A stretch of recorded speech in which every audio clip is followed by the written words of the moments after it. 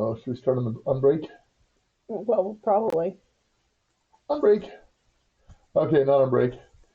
All right. Sorry about that. I've just been running the stream for 5 minutes without having hit the Realized that the start button did not start stream We're button. professionals at this. Don't try this at home, people. It's called Senior Moments. I just read an interesting article. Senior moment. I just read an interesting article that said that the common wisdom has been that the first 40 years of your life is pretty much your life, and everything after that is downhill. And disagreeing with that, their theory is that when you're younger, you think faster, and assimilate everything quickly. But that starting at 40, the thinking process goes down, but it becomes more deliberative and thorough and analytical. So that you're not getting older; you're getting better. You're getting better and wiser. Anyway, Lori and I were talking about the Asilomar camp conference. Yes, we went last weekend. We spent last weekend, yes. Along with our son and his family. And that is also where 42... something years. 43 years ago, we got married. Yes, it's on the coast of California, right on the... near Pacific Grove, near Monterey. Right by the beautiful sea, and it's a lovely area. Monterey is most famous for John Steinbeck's Cannery Row, and very near Gilroy and Watsonville, which are famous for garlic and artichokes. Yes, that whole region there outside of that area is all agricultural. Hello, welcome back. Hi there, Bexar. Hi there, Bears Who Care. Hail and well met, Joseph. And yes, greetings from America here. America! So we were commenting while we were offline about American Thanksgiving last week on the 27th. I remember the date because that's also my birthday. Yep. Lori's birthday is coming up on the 10th. That's only 3 days away. Yep. And after that, we'll both be too old to stream. I guess so. Unless you believe this article that says that we're in West. The bridge tournament is... Okay, so the Bridge Nationals were in San Francisco, but I didn't actually make it there at all, even though we were right across the bay in Oakland, and we made it to San Francisco And you twice. made it to San Francisco. You could have gone, but yeah. Yeah, we were in San Francisco twice, but I didn't actually stop by the tournament. But I am playing in a regional bridge tournament this week. So, yeah, we're going away tomorrow down to across to the desert.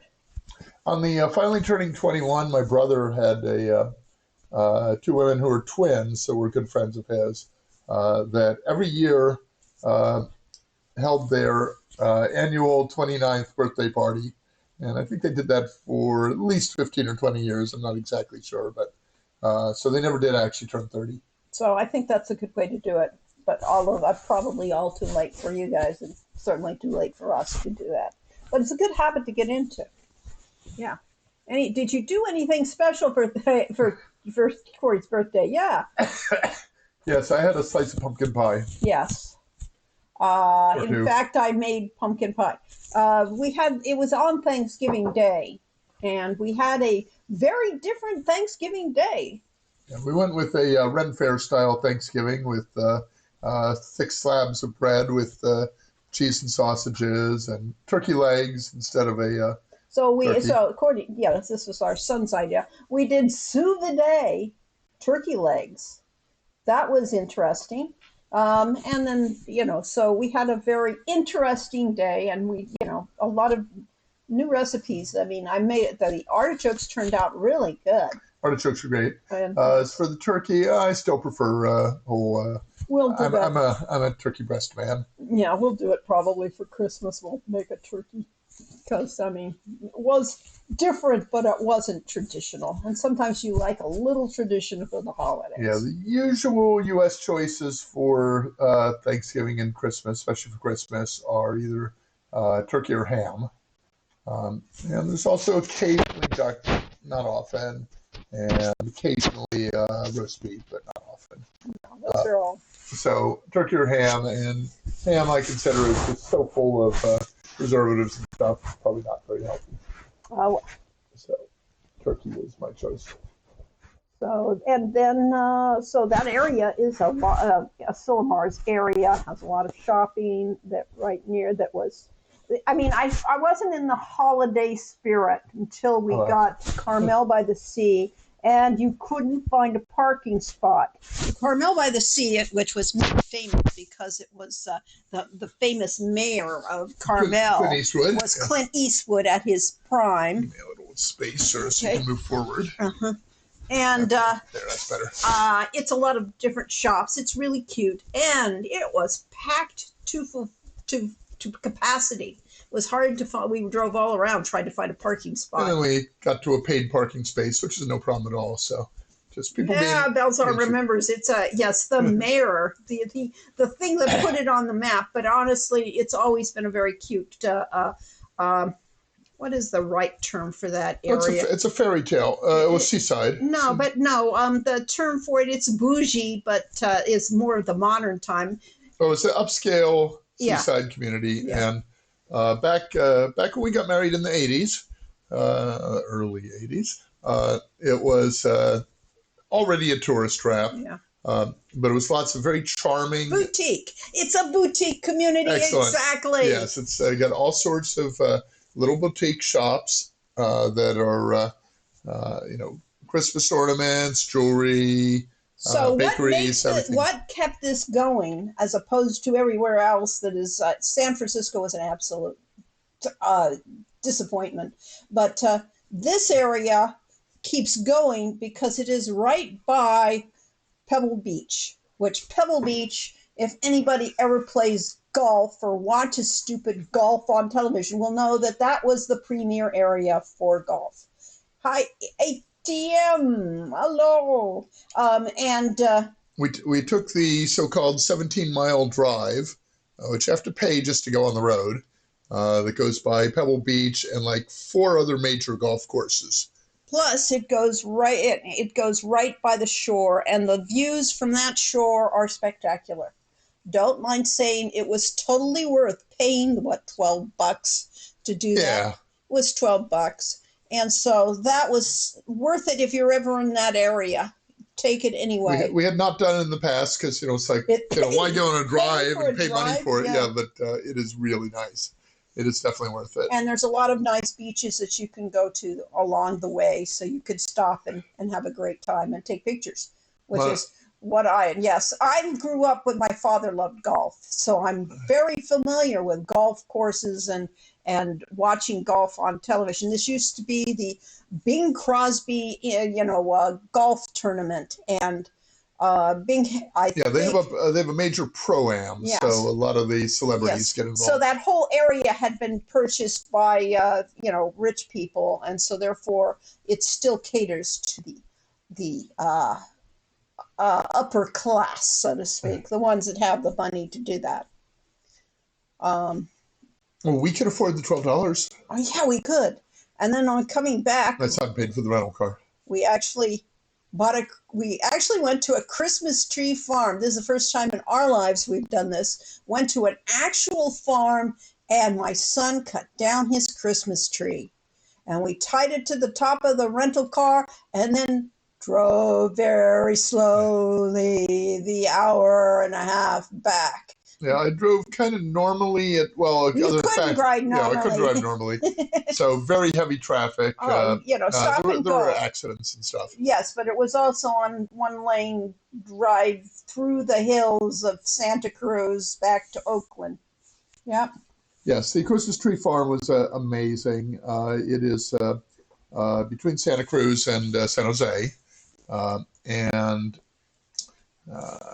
Start with a P. Can't quite remember the name, but that's okay. But yeah, it's just all kinds of evergreens growing. Acres and acres of all kinds of evergreens. And that's what I was. All sizes, all types. Yes, all types, and it's sustainable because you cut them down, but the others will grow out of that root stock, and then therefore it's self-sustaining. So that was very different than that was something we'd never heard before. As long as you leave a little bit of a branch on the trunk below where you cut, it'll grow back. And it was tied to the top of the car, which we discovered once you get to the freeway that you can't yeah, exactly, You know, drive the freeway. freeway was driving at 10 miles an hour, so it wasn't Well, too. when we got to the When we real, actually got to the part where we could drive fast, we couldn't. we couldn't, yes, because it would vibrate on the top of the roof. I swear it sounded like it was going to, tear all the paint off the top of the roof, and we'd be, in serious trouble for the rental car after that.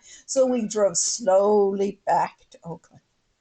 But it was fun. It was a nice tree. So that was a very interesting thing. We went to San Francisco during that time, and used to be that when we were young, i.e., when we were first in the Bay Area, living there before we went to Sierra, San Francisco was the place to go for Christmas time because it was all decorated and the shops were all wonderful. And the Embarcadero area and the Union Square area yes, were both just absolute vibrant.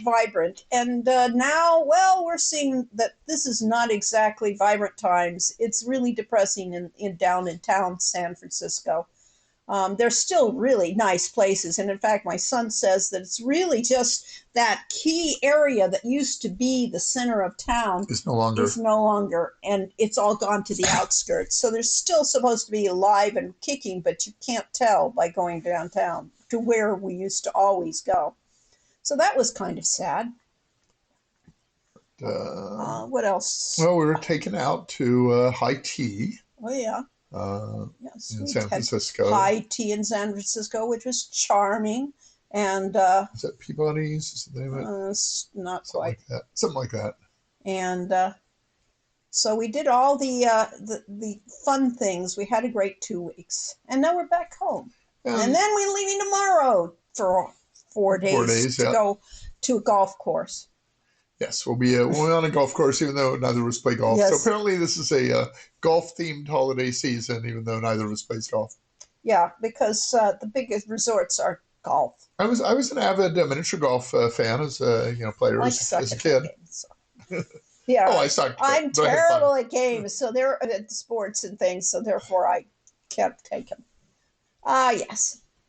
Taylor Swift apparently grew up on a Christmas tree farm. Well, that's great. I mean, that's fun. I mean, it was a lovely area where the Christmas tree farm was, and they had free cider. Was it? Yeah, free hot apple cider. Yeah, free cider. You could buy a large sugar cookie for $3, which was actually really good. Yep, and it was a lot of people there. Yes. I always like the Persian golfer pun. It's a great one, but of course it's totally lost on everybody who didn't live at that point. Yeah, that period of time was was when we were fighting in the Persian Gulf. Yay, Mary! Made sense. So many of our references are getting a little dated, unfortunately. I mean, Persian Gulf and golfers still kind of works as a pun. Yeah, but nobody knows what the reference was for. Yeah. Oh well, yes, it's still there. Yes. Happy Sunday, Coles, and welcome back. Yes, thank you very much. So it is holiday season. This whole month we will be celebrating those, season greetings because there's a lot of holidays now. Besides the Thanksgiving, which just passed, we've got a whole month full of things coming down to the New Year. So we will be having regular live streams to round out the new year and take advantage. I mean,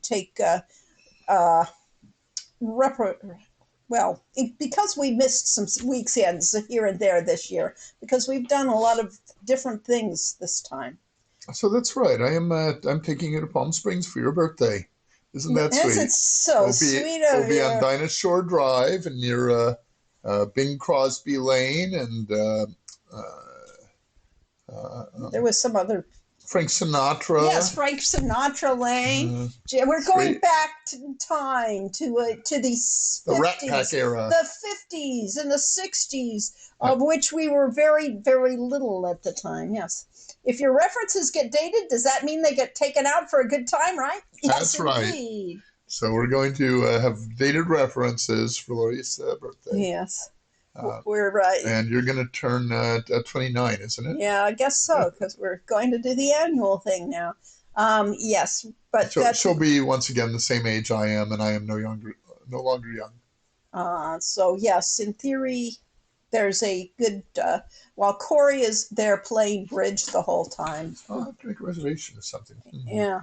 There's some great, there's supposed to be a great zoo down there, and my son recommended that in Palm Springs, which is just up the road from where we are for 20 miles or so, there is a wonderful tram that they took last year, and it was sunny at the bottom of the tram, and when they got to the top, it was snowing, and there was snow all over the ground, which is absolutely awesome. I mean, there's nothing better than to start out and, in a nice, summery day and then go to snow. Well, Mouse, I don't know if you were here at the very beginning, but I was saying no, I don't think you were. I had just been reading an article that was talking about how the brain changes at like age 40, and we think of over 40 as being past your prime. Over the hill. Well, past your prime. Most like Mozart and stuff did most of their great work in like their 20s. There are only a few Mozarts in the world. But there are only a few Mozarts. And there are a lot of other people that did it way past. And most of you are here for work we did in our 30s. Yep. Which was Quest for Glory and such. Yes, Beethoven did all his best work past 40, yeah. So what they were saying is basically you become less impulsive, more analytical, better able to reason after age 40. So the brain changes. It slows down a little bit. It slows down because it's spending more time analyzing rather than trying to solve everything immediately. Yeah, so therefore you think differently than you did then, and you probably think better than you did then. It's not a bad thing. So Yeah. yay. Anyway, we are a bit past 40. Yes. Well, we didn't, yes, just like Leonardo da Vinci, we will not stop learning things and doing new things. So, yeah. We spout at Hercule Poirot Gilland. Okay. Okay. So, yes, all of you people that are starting to feel old, don't worry about it. Yes, that was you're just Don't worry, be happy. metamorphizing into the next stage of your existence. And, yeah. Do we have to grow the mustaches as well? Hopefully not. I have a problem with that. Yeah, I tried I'm fortunate that I have a problem like that. I grew a mustache at one point, and Lori objected to it. And she used to like my beard, but then it's scruffy. It's the not quite beard is scruffy. No, your hair is rough. It's terrier rough, as opposed to collie smooth. And I knew a man who had a collie smooth beard, and that was nice. I see. But yeah. The mustache helps. It looks like a sixth sense in tennis. Well, the beard is where you store your leftovers. That was the old Mad Magazine joke. I never have known a woman with a collie smooth beard. No, well, oh well. I'm singing better than ever. Yay! And yes, I noticed you're doing much more composing. That's awesome stuff. Yeah, some 40 years of good music left before I'm falling apart. So yeah, yes indeed, Mary. And it's exciting. I think everybody seems to think that getting old is depressing, and it does get depressing after a while, but for the most part, there's some really exciting things, yes. So they buried Beethoven with copies of all of his folios. And a few years later, they heard some noise underground and dug him up and found that his corpse was furiously erasing half of the notes from the things, like he wanted to simplify the music. I see, Corey. And so they brought in a ghost talker from Hiroyu, and who said, "What are you doing?" He said, "Isn't it obvious? I'm decomposing." Yes, that was far too long to get to the I think it was exactly the right line. Yes. Yes, that joke, yes. Oh, yes, and Ray just basically told the joke while I wasn't looking at the screen. Uh-huh. The beard is the bag of holding. Okay. And it would change it. He had now, during the Quest for Glory days, the early ones, he had a beard. You'll see those I did. pictures from, this The box cover. box cover of which look at, one? Trial by Fire. Trial by Fire? We can get to Yes, it was Trial by Fire, I think, that has that silly beard. Yeah, there it is. Oh, here we are. I've got Magic the Gathering card here. Victoria's, Arabian Nights. Otavise have a beard? Yeah, Otavise had a There we beard. are. I'm Aquarius Otavise. Uh-huh. And I still had, you can see my hair was already thinning Yes, back then. you had, yes. So my left side was already missing the hair. Yep. And Lori was young and beautiful, so she hasn't actually changed. Oh, thank you. So exactly the same as you were 40 years ago. Mm-hmm. Let's see. And other gaming news. Let's see. Gosh, I would not have recognized Corey back then. Yes, by going how he looks now. Yeah, isn't it amazing? People change. They do. Although I would start to recognize him then, as now. But he looks like his father. Now we did have a couple of tragedies at the end of the trip. Is getting off the packed plane. I pulled our stuff down from the overhead rack too soon and left my Irish Newsboys cap. And the airline has not yet found it. Which it was significant because the other thing we did while we were over in Oakland/San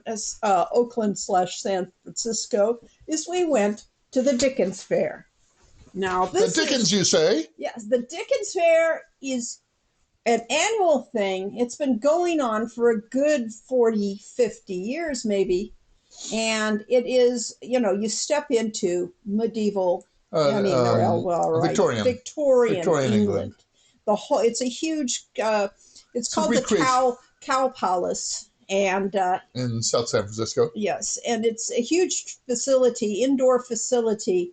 And the whole thing is set up like a village, okay, it's Victorian village. Victorian London. Victorian London, buildings and shops and things like that. And it's like the Ren Fair, but for Victorian England. And everybody, well, except for us and a few tourists. And more commercial. Things, but people dress up and go to it and keep in character. And there's a huge number of people that are just there, like Charles Dickens and Edgar Allan Poe. And who else did I see? Very famous Victorians. And we played a Sherlock Holmes mystery solving for Charles Dickens. Lewis Carroll. Lewis Carroll.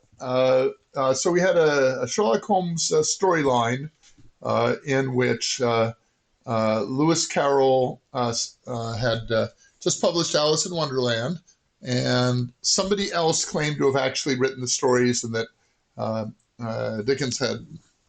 Carroll had stolen them, and we had to prove that Lewis Carroll actually wrote Alice in Wonderland. And you did this by going around the whole area finding the clues, which were posted on the wall, but they were logic problems. So who wore that hat and things like that to find that person? I think Castle Dr. Brain style puzzles. Yeah, and it was all around. I mean, there were at least 6 puzzles that we had to solve to get to the end, and we won. And so as a reward, I was given this sticker. It says Baker Street Irregulars. It works really well with my wallet. And we also had the right to buy, I'm sure we could have anyway, a pin that was a white rabbit dressed in Victorian coat and a deerstalker hat. So it's a Sherlock Holmes white rabbit. And I went looking in those on eBay and on Amazon. They don't seem to have anything similar. So that went away. My pin went away with the hat. Because he left it behind. I have a habit of leaving hats behind. As a child, I left coats everywhere. Yeah. As an adult, I leave hats everywhere. So I had a wide-brimmed hat that I'd gotten at Disneyland one year, Knott's Berry Farm, and lost some point, and that had all of my Yosemite pins sticking in that. So that's the problem. You lose the hat and the pins at the same time. So we had a great set of adventures. It was a lot of fun. Hope you guys had. Mr. Dodgson. Oh, that's probably the person who was pretending to be Lewis Carroll. Oh, okay. No doubt. No Reverend doubt. Dodgson. Yes, Reverend Dodgson. Yeah. Undoubtedly. They didn't mention that. They only mentioned him as Lewis Carroll. Yep. I once left a cap I'd bought in France on the balcony outside the Paris Opera House. Very sad times, yes. Oh, a dodgy Dodgson's. Yeah. Indeed. Indeed. They had some other name for the... it would have been funny, actually, if they had used Charles Dodgson as the name of the person that was claiming to have written them. Yeah. So at any rate, it was a lot of fun. And yes, it was great walking back into Victorian times. We had Yorkshire pudding for lunch, and they sell lots of different types of food, mostly trying to keep around the theme that, yes, you could get your roast beef and Yorkshire pudding and potatoes and gravy if you had so chosen. We stuck with the... I had a crepe that was absolutely delicious. Well, see, not everything is on target. It was a turkey and cranberry. So Thanksgiving crepe. It was a Thanksgiving crepe, and it was absolutely delicious. Yeah. With cheese. So yeah, it's a good time. So my other story about the Dickens Fair was when Lori and I were first together. I don't think we were married yet. She had just moved to California, and we went to the Dickens Fair, and I bought her a present of a rather large ornament, maybe 8 inches tall, something like that, of an angel. It was more a fairy. A fairy, all right, a fairy angel. Butterfly wings, huge butterfly wings. But it was all porcelain. Not porcelain. What was it? No, it was actually made out of the clay. Sculpey. It was a Sculpey. Oh, okay. No, it was not a furry angel at all. But I was hiding it from Lori, and so I had the bag underneath my arm so she wouldn't notice what was in it. And of course, I proceeded to hear a crack as I broke the wing off. As I broke the wings off of the fairy. So that was the other experience he had at Dickens Fair years. And I felt really stupid about it, but I did feel a little romantic about having bought you a It was very sweet. It was very cute. So it was lovely, yes. Yes, Gargamel would do. Well, Corey does it, yes. So anyway. I do it unintentionally. That's good. I never even pulled the wings off flies when I was a kid. I was horrified when I helped a little kid. I was 5 years old or so, and I helped a little kid catch a butterfly and watched him step on it. That was traumatizing. I never helped little kids again. You can't trust them. Now, not with insects. Now, I might have participated in my brother or a friend showing me how to use a magnifying glass to focus the sun on an ant. Fry ants. Fry an ant on the sidewalk. My other friend used to make gunpowder in his parents' the driveway was just outside his parents' garage, or in the garage. How would he make it? Usual way, charcoal and saltpeter. And where did you get those? I don't know where you get the saltpeter from, but and sulfur in the proper ratios. Leslie Fish has a song that will teach you the proper ratios in case. Did you go to school with MacGyver? Yeah. Really? Yeah. The year after I left, so we had a chemistry teacher that was attractive, but not a great teacher. And people were always, kids were totally ruling the classroom and stuff. And the year after, the summer right after I left, somebody went into the lab and combined some of the chemicals and blew up the entire lab. I did not make that connection. Yes, I had a terrible chemistry teacher / biology teacher because I got him for 2 years running. My brother was in my same class as I was in chemistry, and the teacher was pretty darn horrible as a teacher, and kind of dumb. I loved teaching and I loved school. So, for me to rate a teacher as dumb is not great. But we did have a fair amount of leeway to do what we wanted in that class. And my brother and I were both partners. So we had a great time actually learning things despite the teacher. And the next year, somebody went into the chemistry class and blew up. I guess they actually were making gunpowder, and they were doing it with a mortar and pestle. Brilliant. Oh, yeah, so don't try that at home. And that's why you do it in school instead. Yes, yes, just blow up the school instead of your house. That's it. So yeah. Let's see. I think I can only recall one actually bad high school teacher. So I had a couple that were mediocre, but I was traumatized by my first grade teacher. I was traumatized by my second. I was traumatized. I do not remember very well my first grade teacher because I went to a Catholic school for half a first and half a second, and that was there through third. No. Okay. And then I went to the public school and had the teacher that said, well, you can't teach her mathematics because she needs to learn with the class. Yeah. Oh, fun stuff. So when I took chemistry for the third time, because that was the way the schedules lined up after my year in Germany, I studied organic chemistry in Germany, which they don't teach in the U.S. and not in school, high school level. But my third year of chemistry, I got barely passed, and that was because a major part of the grade was your journal.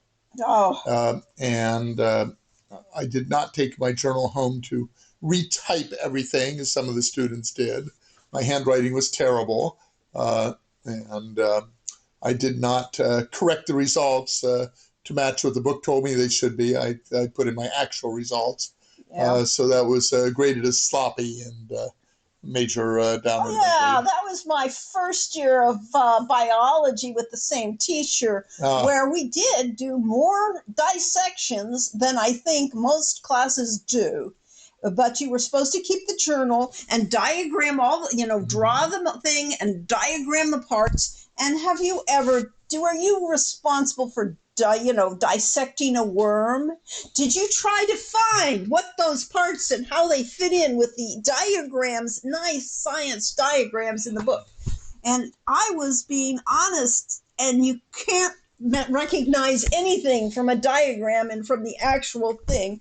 And so therefore my grades weren't very good because they did not look like the book. So we could rant about bad teachers all day. Yes. Mary Just remembers their elementary school teacher who shamed them and told them they would never be able to master English. Wow. So that's when Mary Just went, challenge accepted. Corey just said. And let's see, when we met Mouse up at Pac West in Seattle, I think he spoke English better than we did. Yes. Pretty good. Yeah.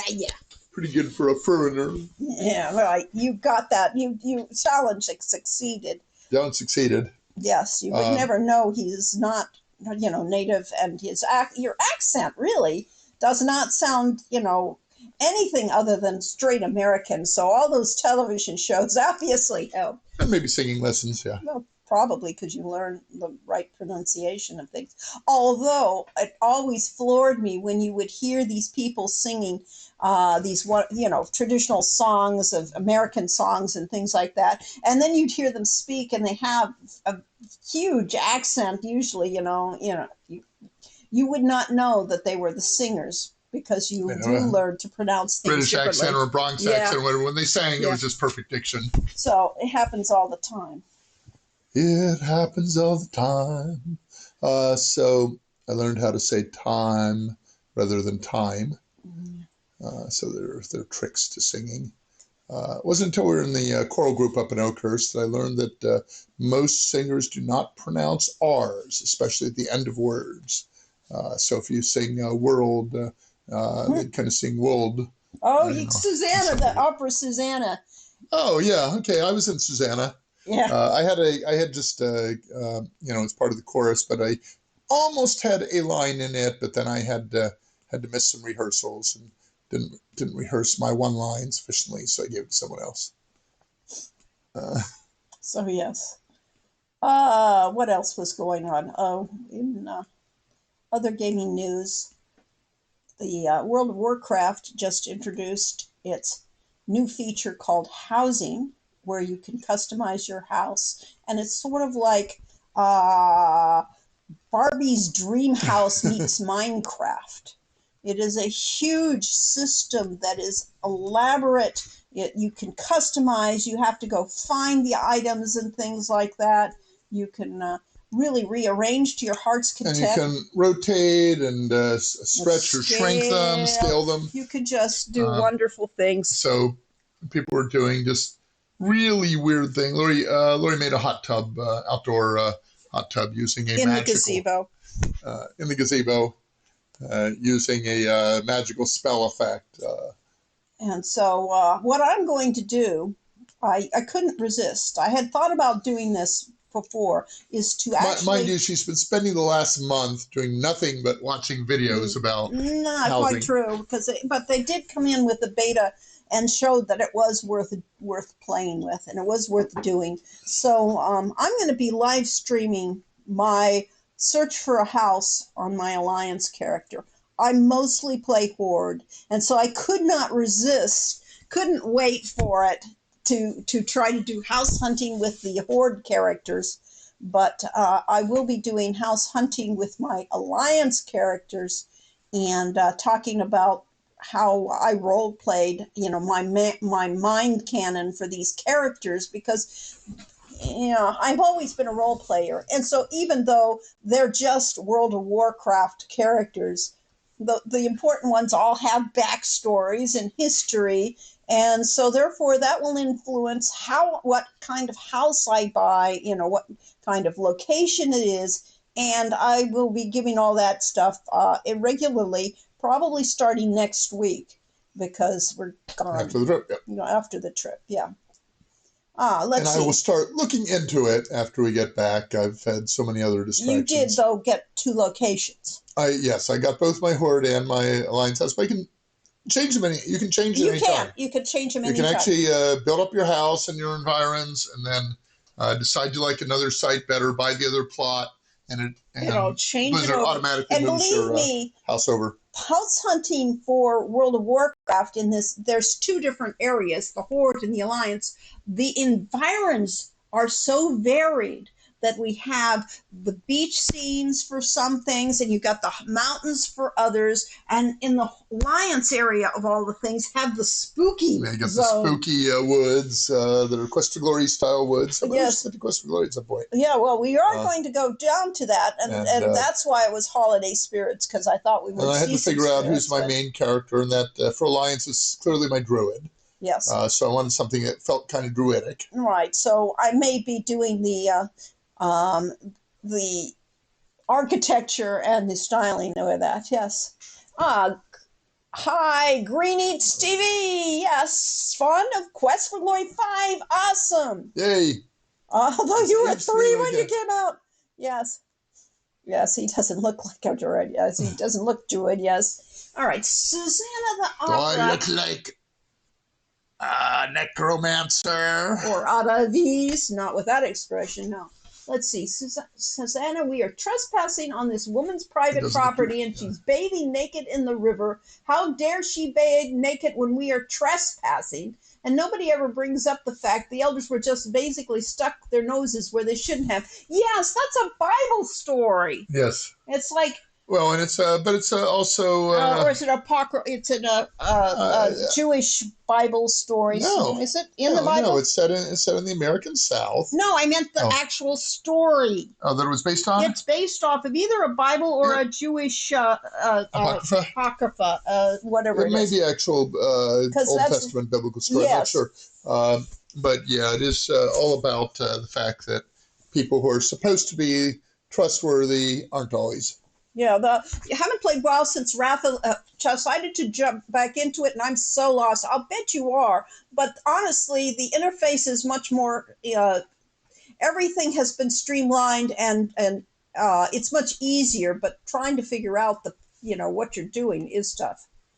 House hunting for the Horde. I'd watch that show. We'll do house designing with the Horde when I get around to it, because yeah. And of course, Lori is used to playing with 3D art tools and stuff, and with Photoshop. And I'm looking at okay, I can buy a bench from a vendor, and the bench is this little icon about 1/4 of an inch on my screen, and I can hardly even figure out what it looks like. let alone imagine that. Well, one guy took the series of benches. What do you make out of the Well, benches? they made steps Yes, and that's right. They made a spiral staircase around out and of everything. dozens of benches. And of course, you have to pay for each bench you buy. So I think it's also a way for. Well, you can manufacture it too. And yeah, but I think yes, it's one of the yes. ways for Blizzard to get some Yeah. gold out of the economy. But the truth is, I will always give the warning note. I do not recommend this for anybody to do this because honestly, how much have we spent on WoW? If we actually calculate it out, 14 years, what is it? Probably thousands of dollars. Yeah, if you figure 20. But compared to any other hobby, it's not that bad. So I will really always put a disclaimer at the beginning of a live stream for WoW and say, you might not want to do this. But then again, if you do, you're committing yourself to time and energy and mental energy. And so, in addition to money. So 40 or 50 years ago, when I was, relatively beginning bridge player, there was an article about the cost of a master point. And I think it was something like $100 per master point. Okay. Was, at least for gold master points. You only get it high-end tournaments. Okay. With inflation has also come master point inflation, so I don't think it's actually, it may even be cheaper now. Okay. But if it had been strictly with inflation, that would be $1,000 today. So people that were getting Life Master, which required 300 master points, spending an average of $30,000 on it. Not a cheap hobby. Mm-hmm. I used to be an avid bowler. Well, when I started out, I used to do 3 games for $1 at the local bowling alley. And now it's like $10 or $20 a game. I think it's like $10 a game at my local, not that special bowling alley. So that really adds up when you're in a league. And, if you're, say, in 2 leagues and spending, $80 a week on the 2 leagues and then doing practice rounds and buying $200 and $300 bowling balls. Compared to that, maybe WoW is cheaper. Well, it's not that expensive. But then again, you can also be a Quest for Glory fan, have purchased it once back in the Blue Moon, and maybe again when it came to GOG or that, and you have forever now it's agreed. Now you can go to GOG or Steam and buy the Quest for Glory collection, all of the 5 games for $10, and they're frequently on sale for $5. Yep. So, yes, you do not have to pay to be entertained in this world. Now, if you start becoming a collector and buying out-of-print boxed editions and so on. I played Magic the Gathering for a while after my son started to, and I got hooked on it. And our friend Jam and I probably each spent several $1,000s buying boxes of WoW or Magic the Gathering cards and sorting them out. He was a collector and making complete sets, and I was trying to make the best decks. So yeah, you can have spent an awful lot. Any hobby is expensive. Golf's really expensive. Yeah. Try buying physical copies of Quest for Glory now. Probably the same as 14 years ago. Wow. Perhaps so. Perhaps not. Yep. You can also spend extra money buying mounts and pets and so on from the store. Yes. Cosmetics and various things. So, yes, there are other ways. And the most important cost of it is if you were a productive working individual when you started and now you're playing WoW for 50 hours a week, you don't have time to work anymore. I see. Well, yeah, that happens with any game. We all know that experience because you are gamers. You know what it's like.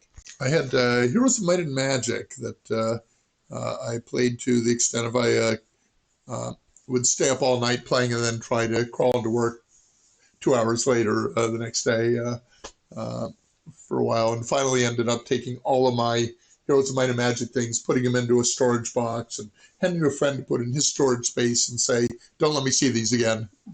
I wrote Pure Evil, Do Not Touch on the top, which actually, of course, means it wasn't evil. It was a good game. Yeah, very good. So let's see. If I get too deep into my games, my music composition and art starts falling behind. Yes, yeah. So after my album launches in January, I'm going to take a month off to play games and then work on the second album. Okay, that's the right way. If you have the discipline to do that. Yes, get it out of your system right now. I mean, I'm a serial hobbyist. I've done plants. This place still has a lot of plants. I do ceramics, and now I'm back into doing World of Warcraft, designing my homes, sort of thing. Oh, she taught herself Photoshop and became basically, she's effectively a Photoshop guru at this point, expert Photoshop user. And of course, photography to go along with that. Photography, yeah. Photography and So I have a Photoshop. lot of hobbies. Cooking, she's a great cook. And I'm a consumer. Well, speak of consuming, why don't we start playing our Quest for Glory game? Because The that's what we're really all-consuming Quest for Glory games? Yes, the all-consuming Quest for Glory games, because we can talk while we're doing it. And because people that are actually watching us will have something to see as we yak, because we're happy to yak. Let's see if we made any progress in this. Not much. I see.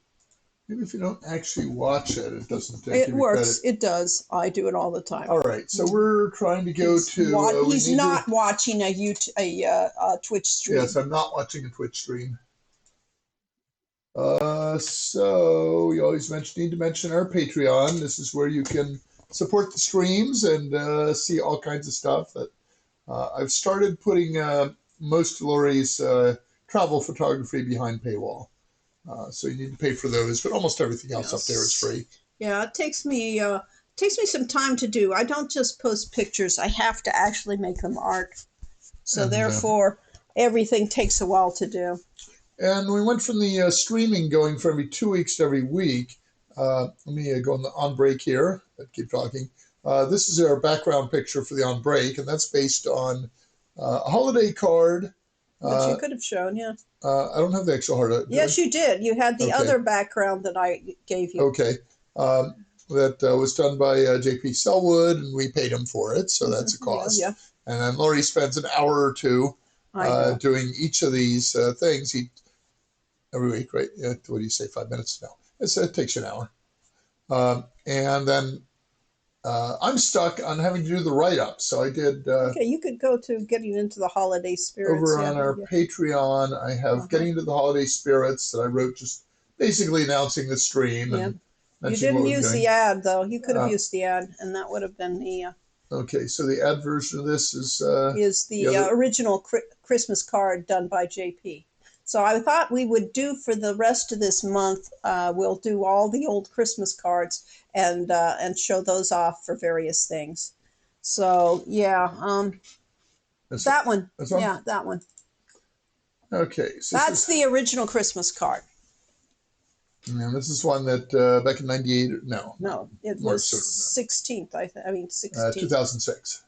26? 2016? 16. 2016. All these years sound alike. I think that's the first card we got JP to do for us. And I told her I really liked the...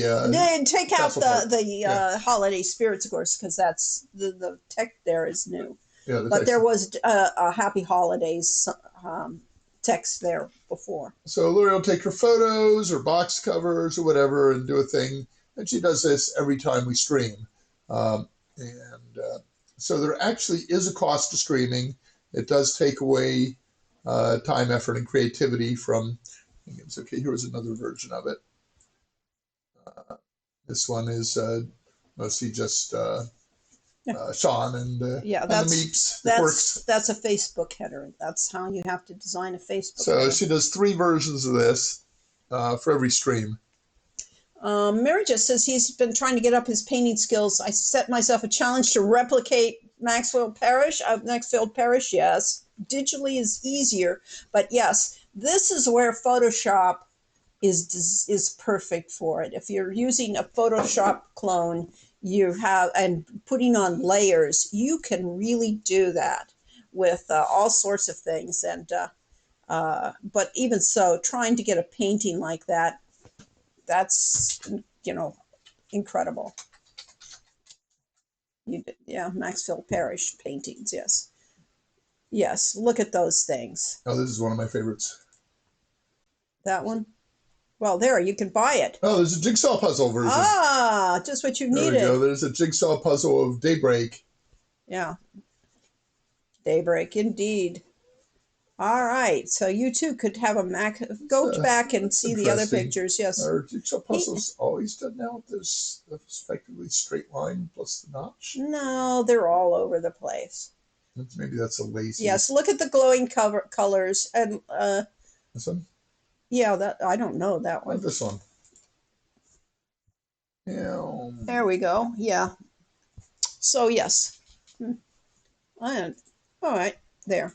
Yeah, these are all places trying to sell prints of them. Which Yeah. they're selling prints, paintings made by an artist that you have nothing to do with, you don't own the rights to. So interesting thing there. But yes, you're right. He was famous for his glows, like, and his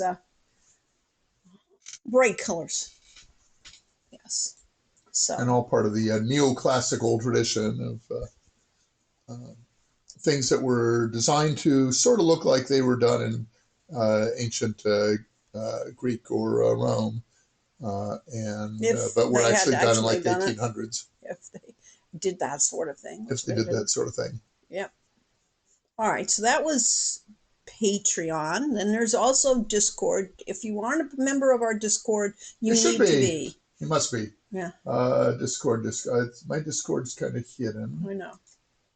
It's around here somewhere. Discord. Hiding there. Everything got rearranged. You see it? No, I'm on Discord there. Mine's on I have a World of Warcraft column. I see. I have. And Discord does not show up. Oh, yeah. Yeah, there it is. Discord does. Yeah. Okay, I'm wrong. No, I have a message from someone.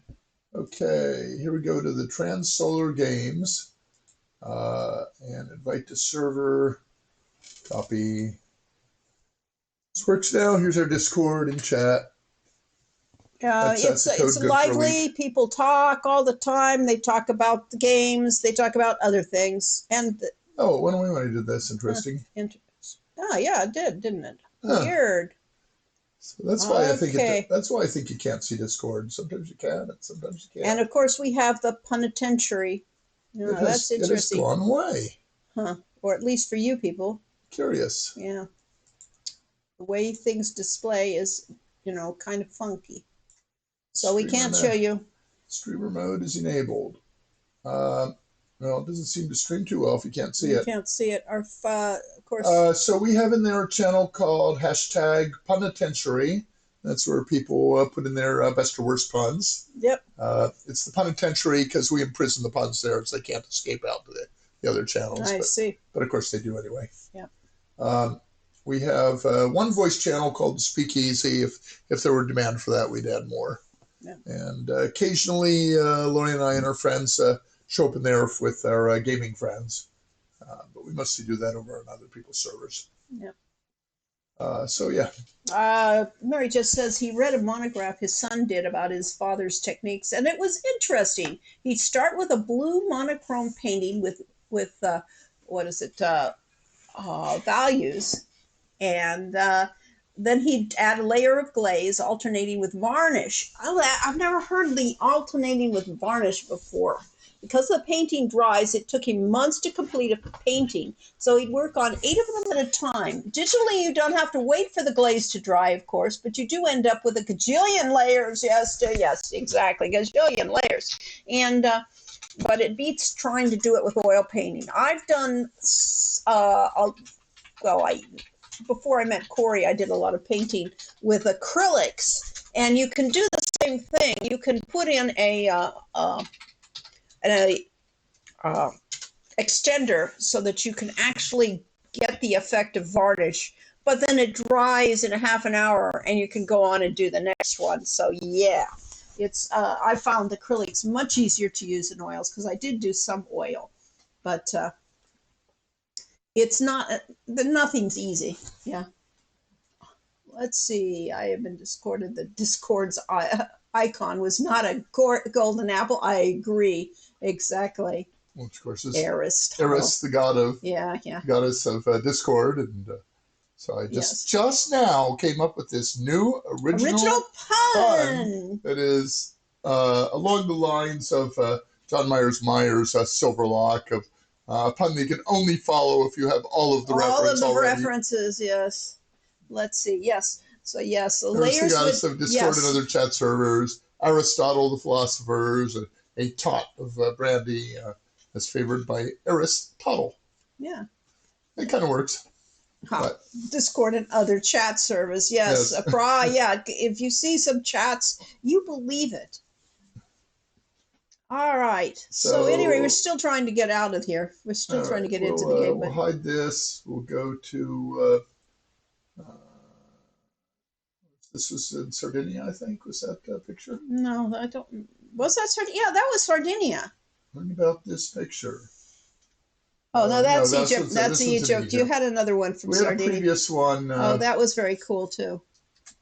No, uh, don't. We're trying to get to our game some point today. They had an amazing area of Sardinia that came up as one of my wallpapers. We said, oh, that'll have to go into the next Hero U. Yeah. All right, fine. Let's get to the game. So finally. the game, I believe we've been playing that on Steam. I haven't updated Steam lately, so it probably needs to update. Always. We're supposed to do that sort of thing before we start the stream. Oh well. As it was this time, I forgot to get the begin stream button before we started the stream. So. Yes. Late. Well, you tried clicking on it, and I think it didn't take, and we just assumed it was there, and that explains why there were no people. A blank window. You do. Here. You'll have to close that and try again. Give me a blank window. Because it's still loading. Try again. Kill it and load again. Do it down there. Yep. Close window. Try Maybe we're again. not streaming a game today. In that case, we'll just keep chatting. There's plenty to chat about. Well, there always is. There. That looks better. Uh-huh. Library. Quest for Glory 5, it's right there. Quest for Glory 5 is right there. It always is. Yeah. And I need to full screen this. Oh, it doesn't matter. That doesn't matter because you're not, yes, that isn't what you're going to be doing. A woman's face. Yeah. Quest for Glory 5? No, we're 4. We're on Shadows. We're on the Spirits. That's why I went with Holiday Spirits for the thing. As we are. She claims. We are going to have so spirits. You're claiming to be a spiritualist. Maybe my January game will be Quest for Glory 5. See if I can finish it in Wit Month. That's a good, You can goal. do it in parallel to us because we'll probably be doing that. No, we're not getting through this. Well, yes, if we play every weekend, we might be able to get to the end of this game. When's I always Christmas love that. stuff? I love the stained glass art. I do. It's my favorite. That was Terry Robinson, and to this day, it's just Shadows of Darkness. Meaningless phrase, but restore game and turn down volume. Aru. Yes. Trying to fetch stubborn plant. Okay, so what I was supposed to have probably done in my off time was found a way to build up my strength. But I didn't have any off time. No. And then there's the That's an Letterbox intro 3D stance. intro that turns into a 4x3 screen. Details. Time Details. okay. It is middle of the night. Yeah, day 6. Is it? Okay. Let's go wander downstairs and see it. No, it won't do us any good. No. We haven't done our situation thus far. We have freed a gypsy. We have Saving. We have saved Igor. That was last time. We have done a fair amount of exchange between Olga and her deceased Her husband, former- her ex-deceased Her missing husband. husband. Yes, we've been fair, but we haven't finished that one. We have met the House Domovoy of the Yes. inn. Yes. We have met the Lishi out in the forest. Yes, and we're on the Lishi quest to free the plant. We have met several times with Herr Dr. Cranium. Yeah, we ran through Cranium's entirety, I think. No, not really. Did we actually get the rehydration yes, we got solution? the rehydration solution. So Let's see. that's probably it. There, yep. I love the art direction. you all had for Rehydration Quest solution, weighing 2 quarks. Yes, the art design was by Mark Hutchins, and he really wanted to. Character design was Tim, wasn't it? Tim Tim yeah, Laux. Tim Laux did all the talkers, but and the animation was mostly by Mark Hudgens. Yep. So he set this style. He wanted it to be more cartoony than we had in the past because he said you've got humor and things, and so he felt like this would be the appropriate style. Paintings are, by Bob Gleason did some of these paintings, and Joan, I think, was the other artist that did some of these lovely background paintings. You gonna go sleep? I'm going to rest another hour because our stamina is very low. Sleep till morning. After some rest, You wanted to see Spirits. I did, but not tonight. I mean, Why since not? it's so late. taking out your jacket. Because it's so late. It'll be even later, but I sleep Yes, for but we'll another do hour. it tomorrow. After some rest, If you Yeah, if I listen to if you. you listen to me, go to sleep, and tomorrow we'll start in the morning and do everything then. I wish the original paintings were still around. This one, I don't know what happened to them. Most of them were gone. I never saw them. you are Look, waiting with the Look, sun our begins. barge both went full. Oh, good. Well, that's what you need to do. The sun will come out tomorrow. Mortavia, Mortavia, I love you. I have Mortavia. no idea how they could have put it there without awakening you. Ooh. Well, I didn't know what was going on. I just saw there was something strange looking in this chest, and having no visual acuity whatsoever, being not an artist, I didn't know what it was, but I thought I'd better look at it. And it turns out there's a note on there. A How did they mysterious get into my note. bed when I was up most of the night? Huh? The note reads, "Please meet me tonight outside the town gates. I will be waiting." It's signed, your friend Katrina. Ooh, romance. Ooh. I did not remember that. That's why you needed to go to sleep. If you'd stayed up all night, you wouldn't have gotten Would the not have note. gotten that note. Uh-huh. So, yeah, I was very naive as a young teenager about the concept of romance. And it's Well, kind of until a you were an walking mode. adult. I mean, I'm not sure I ever got better. Yeah.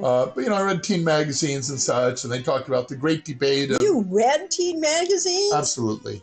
Because they had articles about my, the Herman's Hermits and the Beatles and stuff I like that. see. I had one. I got one because it had the monkeys in it and Dark Shadows. But they had, dating advice for teenagers, and it was like, is it okay to kiss on the first date, or should, you wait till the 10th or so, and stuff like that. And the idea of romance to me was,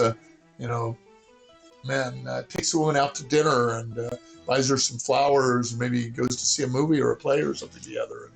And it wasn't until later I learned that, at least today, that romance and sex are pretty much synonymous.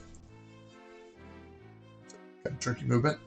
Yeah, going around that table has been awkward. It's a typical country breakfast. Fried beets and sausage with garlic for garnish. I mentioned last time that my father's favorite breakfast was sausage and peppers. He also liked making mingle muffins while you're knocking on a door. Because You hear the sound. I don't remember There's a ever door what there. that door there. I think that's the door to their bedroom. Could be. Nobody answers your... Open the door. As you start to open the door, There. you realize that this is the innkeeper's room. You quickly close it again before you get caught. While he's watching you. Okay. Yeah. Do we want to talk again to Putty Bones, or No, and certainly not now. I think we're head good. and Right? out? Yeah. Had our breakfast. Never read teen mags myself, but I was in Scouts. A Boy's Life. Yes. Boy's Life, yes. Boy's I got Life. Boy's Life. Read that religiously. Has ended. That's how you learn. Encountered. Since you have found and rescued Igor, I have released that gypsy prisoner. It seems it was not a werewolf after all. All the pleasant years were for nothing. All right, you can talk to him because he's in a new phase. Duck! Fight him. Invite him. Ask about the gypsy. The gypsy has no doubt returned home to his people. They have an encampment to the east. Important information. Yeah. One of the tricks of this game is, unless you were the type that took notes and drew little sketch maps and so on, if you played it over a course of weeks or months, as we're doing, it can be very difficult to keep track of all the information. Yeah.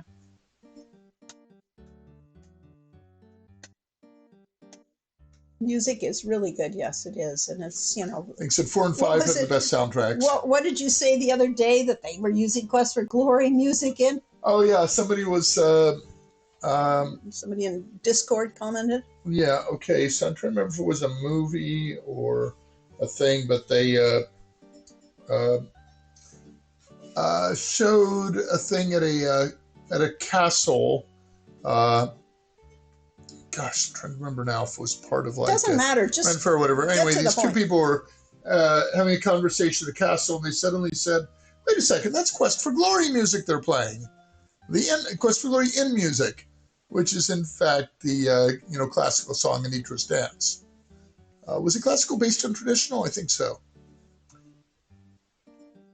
So yeah, they stole from the best sources and put them in very beautifully. SU says it finds Quest for Glory a musically fascinating series since each game had a different major composer. Exactly. And Mark Siebert was the main one and number one. Mark and Chris Brayman both worked on two. Christopher Brayman did more of the work on Chris did most of two. Yeah. Okay. And then Aubrey Hodges was 4. Rudy Helm was 3. And Chance Thomas did was 5. Yes. And we're keeping that up with the Hero U Summer Days series of having a different composer. Yeah, Hero U Road to Redemption was composed by Ryan Grogan, who is a wonderful musician from Melbourne, Australia, who has done a lot of children's TV and so on down there. Very talented. And other games, like, He worked on the games for Andrew Golding. Yes. Yeah, so exactly. Nothing's Curse and such. Chance Thomas, Peer Gynt is considered classical, so that means Anitra's Dance is. Yes. There we go. Dryad music in 5, yes, even though Peer Gynt, of course, is also based on folk things, folk tunes. Dryad dance music in 5 was really beautiful. I really always look forward to that part for the music. I love listening to the music, the theme song for. We can just sit here on this screen for quite a while. Yeah. So Chance Thomas had a major advantage in Quest for Glory 5, which is that normally they brought in the composer in the last month or two of production of the game, and all of our first few games were squeezed into less than a year development time. Including the art, the music, the design, everything. Yeah. And Quest for Glory 5 was supposed to have been 18 months and actually took 3.5 years. And they brought in Chance, near what would have been the end of the development cycle, but instead turned out to be early in our development cycle. So he had 1.5 to 2 years to work on the music. And they gave him the recognition to actually make an album right from the beginning. So the first year we weren't going to get a game out, but we were getting an album out. But that's a sidetrack which we'll talk about when we get to 5, because I'm looking forward to doing 5 yet. No project ever lasts as long as you think it's going to. Yeah. Chance Thomas also did Lord of the Rings online music, which is also nice. Yeah, not surprising. Yes, he was the one who started campaigning for treating game music as... that the Grammy Awards should include game and other multimedia music, and they eventually did. Yeah, but he didn't win it as a result. In that year. He later did, I think. I don't think so, no. I think he did for Lord of the Rings. I thought he got recognized, but I don't think he won. Okay. Because they didn't do it until after the game was gone. All right, we were at Jim C, so let's go to Virgo. I will be able to get a real night's sleep for once. I do not have to worry that the prisoner will be harmed or that they will escape now. Okay. How's the volume of the game? Is that too loud or is that good? Let's go to town folk. The people of this town will settle down again. They cried so loudly for blood because they are tired of living so long in the shadow of fear. And of the risk of losing their own blood. So wanted somebody else's for a change. There is a rumor that perhaps I was mistaken in trying to drive you away from Mordalia. That perhaps you are the hero you claim to be. But you know how rumors are. You cannot always trust what you hear. Yeah, the echo is annoying, but oh well. So Lori and I had the idea of, every game has its own themes and sub-themes. And one of the things that we were trying to do with Quest for Glory 4 was going into the ideas of trust and friendship. So in this one, the idea is you're coming into a place in a strange and therefore suspicious fashion. The townspeople are already mistrustful of everything around them, and so they're not going to like you at first. And the idea was that throughout the course of the game, you would have to do enough to get the people to respect and trust you.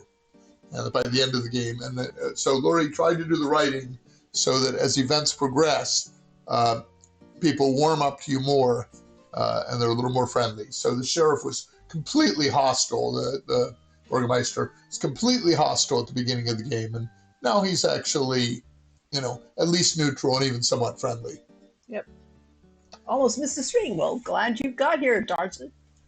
And of course, usually takes us half hour or more before we actually get into playing the game. So you just for the game, you don't miss much. You didn't miss anything. Yeah. Okay, so my thing is every day to visit Dr. Cranium and get a healing potion and a poison potion.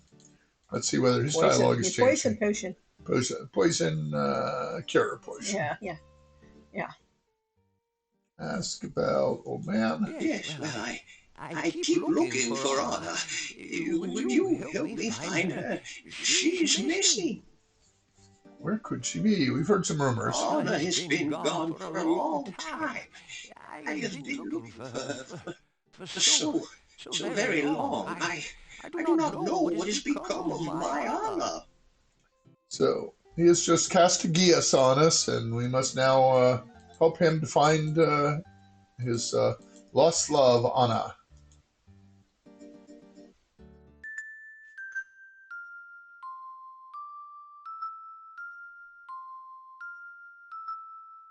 Uh-oh. Yeah. Nope.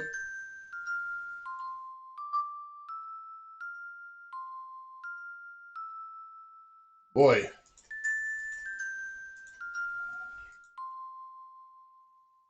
This one? Nope.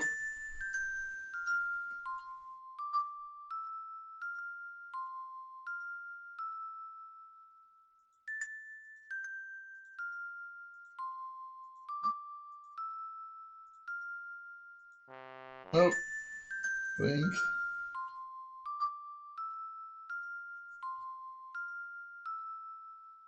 Blue, green, yellow.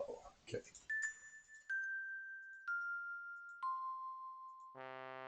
Oh, it's wrong again. We get to keep listening to this until I get it right.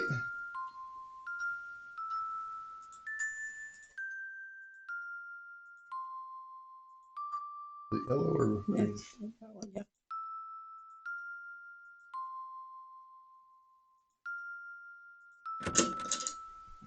Okay, had a red after that. There are no reds in it at all. Or yes, there was red. What I like about Quest for Glory Survived. is how every character has a story, even a small part of the journey. Yes, everyone is a character. Everyone progresses as you go along, and and all of them have backstories. So even if we never find out about them, they've all got a history, and they all fit together. And one of the things about designing these games is to have enough characters that it feels real, but then distill them to the essentials so that they are important both to the story and to the hero, but also that their story is meaningful to the game. On that puzzle design, again, it's a role-playing thing. As I said, okay, Dr. Cranium will allow worthy people in to see him, but he doesn't want to be bothered by people constantly visiting him. So he has designed his doorbell puzzle so that it gets harder every time you do it. So if you constantly are bugging him, it gets harder and harder to bug him. And mostly the developers used common tunes for the Sequence of the Bells. Or maybe, We designed that. Did we do that? Did We produce the designed games? it so that you could And remember. I don't remember that. I don't recognize that tune. We tried to do recognizable, but when we came to the more advanced ones, we just wanted to do it such that it would be memorable. And the color coding is because it's basically what was the game that we Simon. It's basically a Simon puzzle, retranslated. With one more step added each time. But the colors are definitely there because it's a mnemonic. Yeah, too. some people are better at hearing musically what's going on. Some people are better at seeing the colors. Some people are better at seeing the positions of the bells. Yeah. So we have multiple cues in there. And if I weren't doing a stream, I would actually get through that pretty easily. But, under the stress, it is harder. Rama did the same thing, but they had the built-in excuse of the octospider species having no sense of sound. That's interesting. They communicated by light emissions rotating around their heads. That's cool. In World of Warcraft, to go back to World of Warcraft for you people that were there at the beginning, That's all we do. They have an entire species of spider-like beings that live down in the underground who communicate with sense. And so they don't have good visual sense being underground. So you can walk around their area as long as you are sprayed with Eau de the Queen so that you smell like you belong there. And so you can basically find some of the spider people that get on your side, and they will give you a scent spray. So you're sprayed up, and then you walk around, and of course there are some creatures in that area that do detect. Fart spiders, got it. Yes. Yeah, so basically they don't recognize you as being a surface dweller. Well, they also have slaves, so therefore they don't recognize you as out of the ordinary. Yes. As long as you smell like you you're belong part there of because you've got a scent that says that And the city is huge. I mean, World of Warcraft scale is amazingly huge. So it's you can walk around this city dodging all the guards that are looking for outsiders, but most of them don't care because you smell right. The other thing they've been doing more and more the last few years is that the dungeons actually echo their locations. So there is a City of Threads dungeon. There's a City of Threads in the game. That's the spider city. And there's a City of Threads dungeon that has the exact same layout as the city. Yeah, so it's like you're walking through the actual city. Which is kind of good because you can kind of learn the paths in the actual city, and then once you're in the dungeon, you kind of know where things should be. Okay, so Gloria Spider, speaking of spiders, says, I remember you saying that you considered having an expansion for Quest for Glory 5. Correct me if I'm wrong. If that's true, would the expansion have story after the ending of 5 or do more side stuff during the game? More side stuff. No, not at all. Expansion for 5 was not going to be... was going to be going into the Med Sea. Yeah, but that's not a side quest. Okay. It's a major... Yes, there would be major quests, but they all involved with you from your character from the end of 5. So therefore, it would have to take account for those things. So in that general location, but you would go into the ocean and, visit the Amazon people, the Amazonians, and, fight against pirates and that sort of thing. Yes. So yeah, we were going to have pirates and things, and the fact that that was a real 3D world meant that we could start to get it to be more like World of Warcraft became, in that we could go into the town and have other situations within the town because it's using the same art, and that it just would bring in new dialogues and that. So there was a lot of things we could have done if the company that was... And if we'd had any time to actually get it done instead of being rushed. This is the sequels, so this is after the game shipped. If the company hadn't gone belly up, because literally what happened, and we'll get into this more when we talk about 5, but Yosemite Entertainment, which was the branch that was doing the game. Oh, it's the original Sierra. Yes, Sierra Online had moved up north, and this was the remnants and what was left, and they called it Yosemite Entertainment. And basically Sierra didn't want to keep us anymore, so we tried to find somebody to take it over, but it was at the end of the expansionist period of game companies where they, were finally getting what they were due for all this money that they were spending for nothing. And they all went under, and so therefore Yosemite Entertainment never did get bought out, and we never made a sequel. Hi, I'm Bob, and I'm a weaver. I see. Uh-huh. Hello, Mikey. Nice to smell you again. You've had Speaking beans of in the music as a game mechanic, Yes. that is the game Loom Yeah. from LucasArts. The entire interface is, well, other than walking around, is a never look under a weaver's hood. Ah. I've been looking into adapting Quest for Glory somewhat to the board game that stole the original name. There's Yes. only so much I could do, but I'm leaning towards adapting some of the stuff that had to be cut. Hero's Quest is very Hero well. Quest. Hero Quest is very for doing the dropped Goblin Warren for the first game, for example. Oh, that's cool. And yes, exactly. Loom is my favorite games. No surprise, Barry. For Mary Jess. Yes. And it is. I played it again a year or two ago. I was a little less impressed than originally, but I But mean, it was it beautiful. was just so original and beautiful. And it sounded so wonderful. So it's a very, it's worth playing, definitely. Lori and I both being Tchaikovsky fans, so yeah. One of the possibilities with going back to World of Warcraft, Corey saw what I was doing with my place, and That's the base fun. he said you could set up the town square for Quest for Glory 1. Well, actually, I said it looked like it. Yeah, so Because she was in particular working on a fruit seller's stand that had apples and such.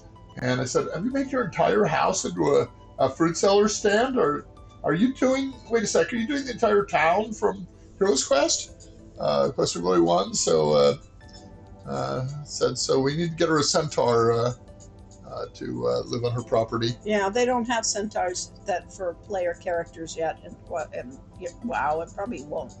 But who knows? Yes.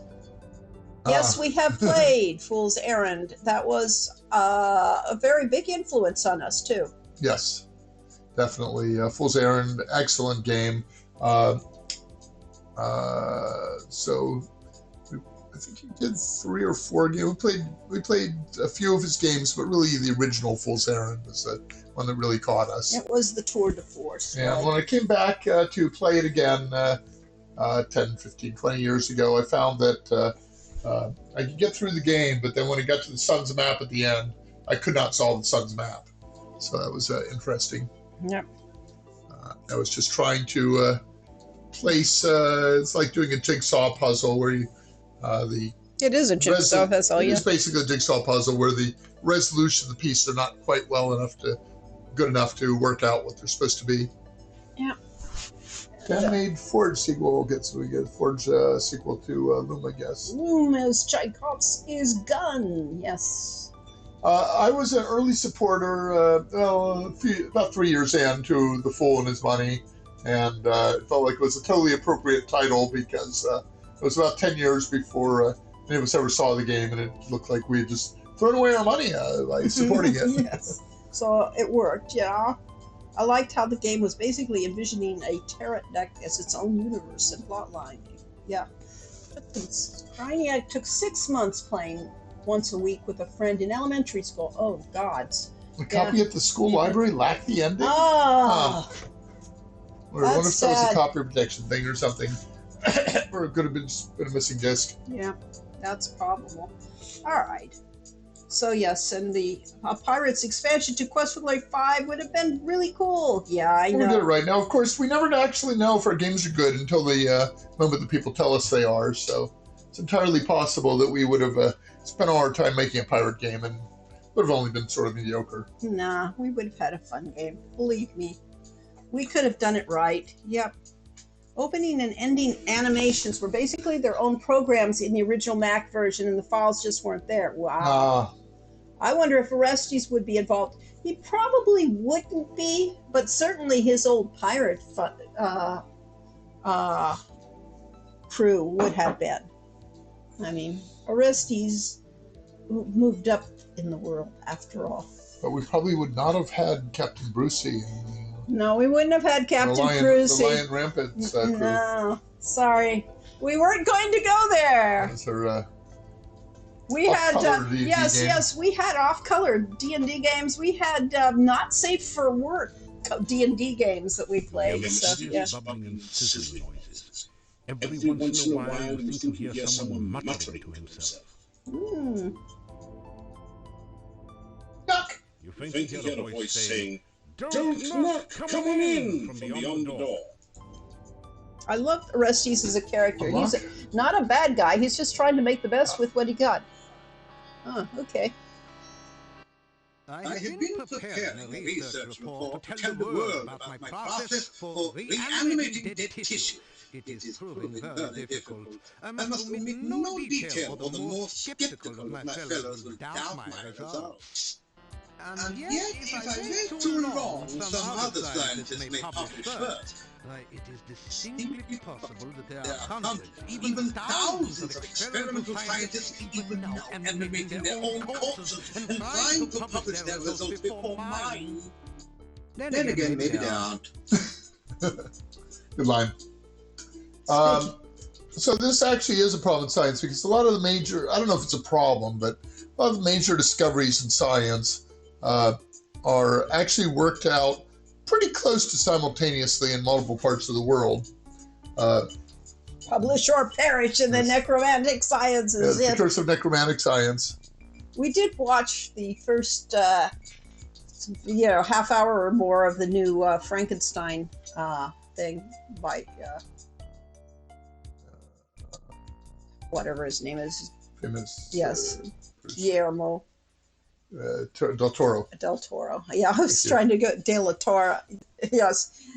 Yes, Del Toro. And he, yes, exactly. And it is interesting. It's visually very grotesque, and but I love the style of it. It's, the stage dressing and everything is very impressive, but I did not get into it. Yes, I didn't love the story for Pan's Labyrinth, but again, Guillermo is stage dressing and his sets are awesome. I was confused watching Pan's Labyrinth because I wasn't quite sure what kind of story he was trying to tell. Right, yeah. Yes, he's amazing with visuals. What is it? Yes, the Leibniz and Newton debate. Who created calculus and which is the best calculus? Because they had different approaches to it, and different styles and notation and everything.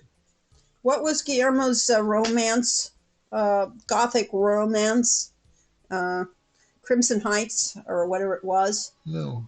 Yeah, you didn't watch it. I did. It was fascinating, and I liked some of the aspects of the characters. Again, his stories are a little too grim for my taste, but I really liked what the visuals were doing, and really does great with moods.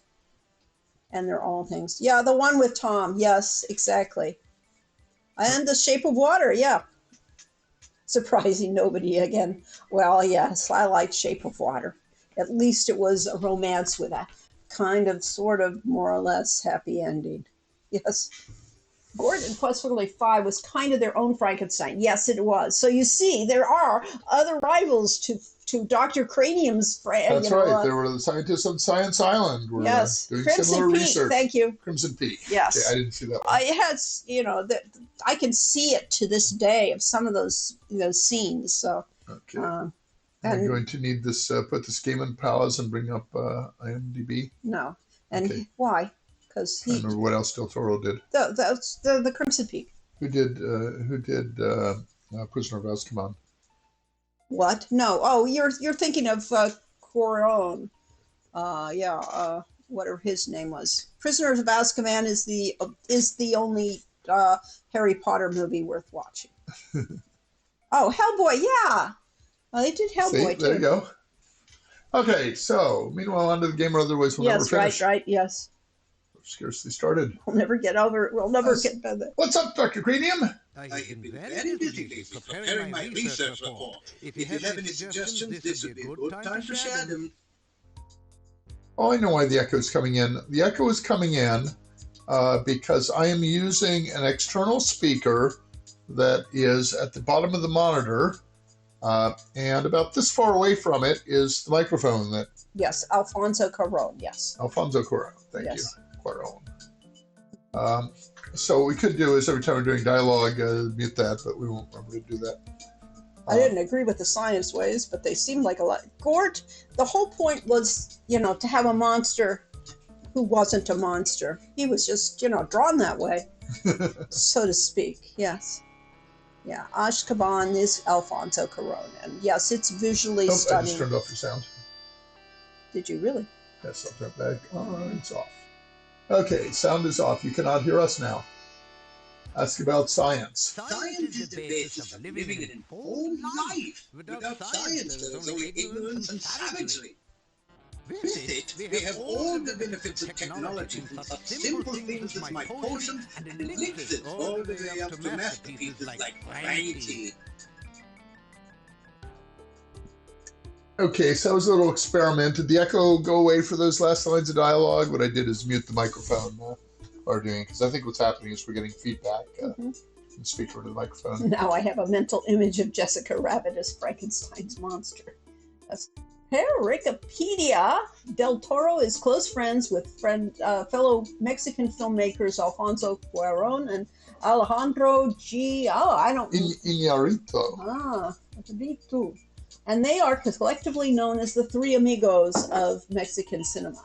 Or Los Tres Amigos, depending on whether you're actually speaking proper Espanol. Yes. So yes, they all came out. They're about roughly the same age too. And so they are the stars. Yes. The Cinematic Bride of Frankenstein was a redhead on the set. Although, of course, that was being filmed in black and white. So. Yeah. All right, so how did my experiment work? Did I get rid of the echo momentarily? I'm going to try it again for these next lines. All right, do the next line. If you want to improve your stamina, then you should make sure you eat a healthy diet from all the different food groups and get plenty of aerobic exercise. That is science! Of course, they're not going through. Here you are, one freshly brewed healing drink. Sip it to get hurt, and its beneficial vitamins and other ingredients will help your body to recover quickly. Here you are, one freshly brewed universal poison antidote. Experiment on the meat and drink of science. First, you must come up with a hypothesis based on your understanding of the scientific elements. Then perform an experiment to test the hypothesis. Afterwards, you have pizza. So we had a quite excellent... Oh, no, they can go on. Urgh. Stupid thing. Okay, so this microphone switched a little hard. Please let me know whether in chat whether that experiment worked. If we got rid of the echo for those lines when I muted the microphone. So let's see. During our trip up to Oakland, we had an excellent Chicago-style pizza from Zachary's Pizza, and we just recently had a few slices in Rock Ridge, district of Oakland. And then we just recently had a Costco pizza, which wasn't bad. We had I think seeing the toaster, I don't think I ever ate my piece. Oh, you didn't. I did. Did you eat my new one? Rock Ridge. Splendid, yes. Yes, exactly. The one I put in the toaster? I know. I ate the other half of it. Okay, it's just sitting there getting Couldn't ice cold now. resist, yes. I know. I thought about it. It's a great name. Hypothesis. Yeah, we've done all these before. Yeah, we've done it before. Okay, fine. Nothing's new here. Nothing new in science. Genius! Yes, genius. To become a certified genius, one must obtain a certificate of genius from the Positive should be echoing now. Genius Society. There's a bit more to it than that, of course, but that's the gist. I'm the only pig in this area. Professional something genius, whatever it was. So my father was very active in American Mensa, and we always felt the difference between a Mensa and everyone else was, you've got a Mensa certificate. Yes, not unlike you got. Mensa membership. You have a IQ test result. If I told you about it, it would not be a secret anymore, now would it? That's a good voice actor. Very good voice actor. Fluid and an attractive, recently dead corpse. Oh, and considerable quantities of pepperoni pizza, of course. I realized I didn't have lunch. If I You told just, you, you said just click on that, yeah. Anymore now, would it? Oh, someone, sorry. and Process. Yeah. Report. Publish or perish, they say. It is not sufficient just to be the greatest scientist in the world. One must also strive to be the best known. Otherwise, research grants can be hard to obtain. The Key to writing of such report is always to remember this. A pen can be driven, but a pencil must be led. Led in that context would be spelled LED, but never mind that. I know you're an avid WoW player, but did you play the original Warcraft games as well? No. We didn't. Richard Aronson did. And Gano Hain, who worked with Jane Jensen on EcoQuest, told us about the Warcraft games and said basically Warcraft 2 was just amazing. Well, that's the one Richard hated. I mean, the Lich King sequence where... well, there was 3. Well, whichever I think one. 3 was the one Richard hated. Yes, it's the one where the protagonist of the game becomes the villain in the end, and he hated the fact that there was no hope. You have no chance to not make the character a total villain. So, if I recall, we never actually played it, but I was told that... so JRD took over that line, I see. Yes, I heard that too. Because you could hear the voice was just not quite the same on that line for the pencil joke. So it's like it was added in. And it looked wrong. Actually, our director, you mean? Yeah. No, it could have been John Rhys Davis took that line. Somebody took that line. Yeah. But it was not the original voice actor for Dr. Cranium. Yeah, you're right. Yep. And I wonder, but yes, I noticed it too, and I've never heard that before. Yes. Hey, Quest for Glory Sunday! Welcome, Moon Lily. Happy Sunday, everybody. Hey. Unless, of course, you're over in the other side of the world, in which Happy Monday, everybody. Happy much too early Monday morning Yes. Down Under. Yes. All right, so or even earlier in China, yeah. Japan. So we've been. I was going to say on the Publisher Parish that when I was studying mathematics at College of Creative Studies, UC Santa Barbara, my professor told us that you can be the most amazing mathematical thinker in the world and come up with brilliant proofs, but if you're unable to explain them in a way that more ordinary mathematicians can understand, then your proof is worthless.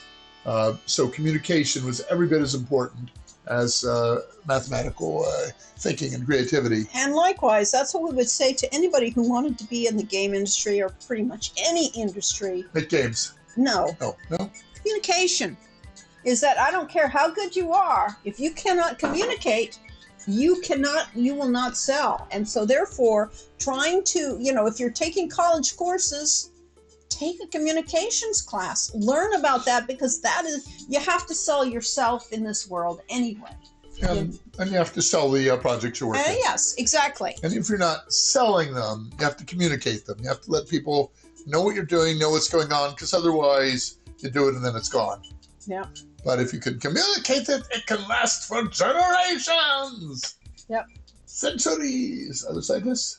Yeah, we haven't done other scientists. Many of the Academy scientists are greedy, self-centered, and dishonest. Some of them have negative attributes as well. It is best not to let other scientists know too much about one's research until one is ready to publish the final results. So therefore, this is really the lead-in to Science Island. I mean, with all this in mind, that's what creates Science Island, which, of course, could have been kicked. Find and maximize communication staff. Yes, got it. Exactly. Exactly. All right. No fault, Eddie. Do we need to tell them anything? No. Well, we could. Talk about undead? Yeah. You tell Dr. Cranium about the many undead creatures abroad in Mordalia, about the rumors that vampires inhabit the castle. There are, of course, no such thing as living undead. Frankie is the closest that science can come to such a thing, and she is a product of science, not of magic. Vampires will sulky, revenant, and wraiths are the products of superstition and fear. Their existence is scientifically impossible. Despite any evidence to the Yes, contrary. yes, despite any evidence to the contrary. Yeah, exactly. Perhaps I should keep the results of the Frankie experiment for myself. I'm not sure if the world is quite ready for infinitely agreeable artificial women. I shall need to explore the situation much more closely to be certain. Door locked until tomorrow. And of course, that is, we found that a lot of people are using the AI chatbots to have girlfriends. Yes, looks make at girlfriends Doc and boyfriends. Scott's. Yes, these are not. Our games are not politically correct, in a lot of ways, and he's certainly not politically correct or And whereas the Glorious Spider now knows he needs to grind and Yes. max their communication stat, Dr. Cranium knows the way that he needs to grind his way to a complete understanding of I see. Yes, artificially agreeable not woman. safe for work subjects. Yes, You want to talk to Igor about anything? Did just rescue him yesterday. we did. I think we. But today is half gone Yes, it is. because time was passing while I was sitting in those Oh, menus. okay. Yeah. Oh well. So much. While for we that. were chattering Well, we're meandering. We do need to get that plant out of there, though. out of Igor, It came beyond my PC, but it's definitely ask not about PC. crypt grave digging. Probably nothing new. Rumors. Igor come back to town after dark the other night. See strange, pretty woman standing near the gate. She looked like she looking for someone. Igor go up to pretty woman. Igor say, "Hey, baby, want to light my pipe?" Little graveyard humor there. She not have sense of humor. She give Igor cold shudder and walk off. Igor in love. Or at least reasonable facsimile. Worth getting that rumor. Yes. Yes, it's Cameron the Frog. I got the note. Used to be boilers and lived in castle. Now only Gorgor's around here in crypt. Except last boiler. Nobody knows where his body lies. I didn't know about that. How's the grave digging business? Grave digging not so bad. Customers not complain. Little graveyard humor there. Not too bad.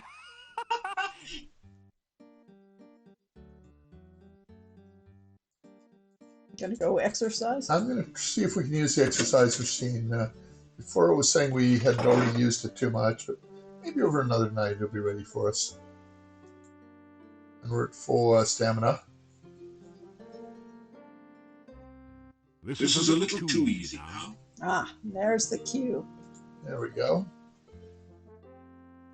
You pick up two of the metal weights and put one in each of the baskets.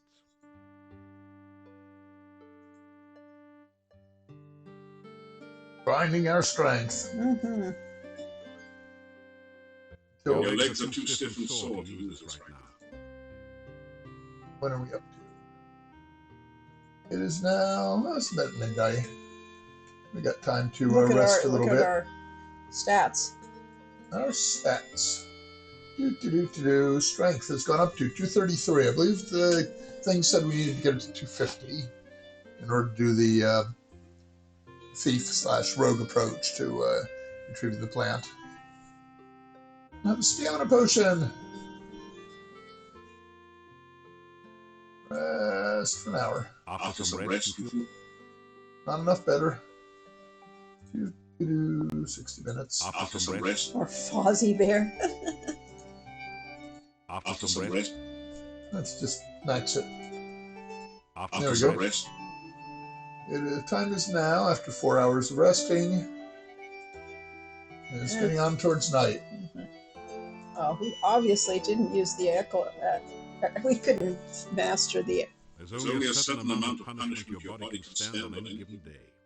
Enough pain, enough gain for now. Try again tomorrow. Yeah, earlier in the game, it was not working the next day or so. Fozzie That was might have it? been You think just- that's more Fozzie than Fearman? Could be. Our strength has gone up to 236. Still not quite there, but we're getting there. Yep. Maybe next some rock day. throwing or climbing or something will help. Rock throwing would help too. So I guess we go out. What about rope climbing? Okay. Okay. Okay. Whee, I love that animation.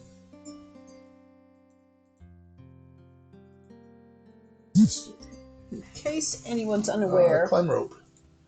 stats and skills are supposed to reset if you backtrack when creating and importing a character. Something even higher, like Mount Tana. Acrobatics doesn't, so you can keep dumping 100 into and backing on them when creating a character or still there in here. You can max out acrobatics at 400 easily. Yeah, I hadn't heard that. Well, of course I do. Wearing ourselves That out. was fun. Now you feel like Okay, just click through it. Okay. And one more for good measure. Let's just see what that did a little bit. That's the only one glitched. Strength did not, only climbing went up. Yeah. Just gonna wear ourselves out totally, huh? Yeah. Well, might as well get our stats up. Climbing skill up because it's important for a rogue. Yes. Besides, we're all right. That's probably good enough for the day. After all, you got a hot date with Katrina tonight. Grab no. I'll forget that. No.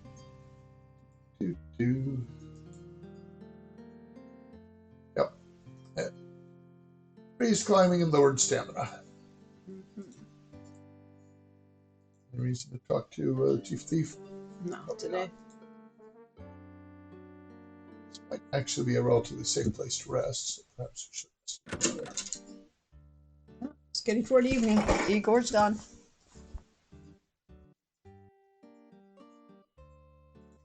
Let's try a save game. We'll just run right over trying to fetch Stubborn Plant.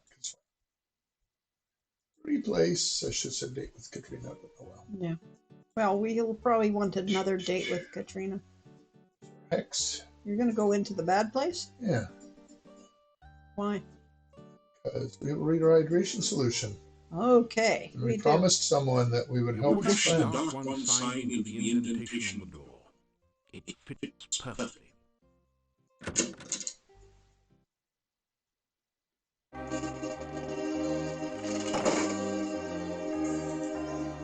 Alcove.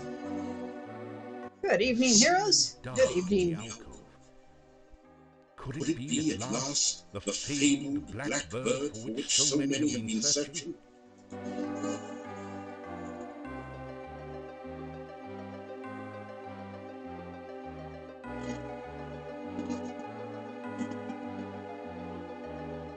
You think we've been practicing our climbing? Yeah, clearly we needed to do it for this. It's nice that this is all automated. I didn't have to do it step by step. You have the black bird.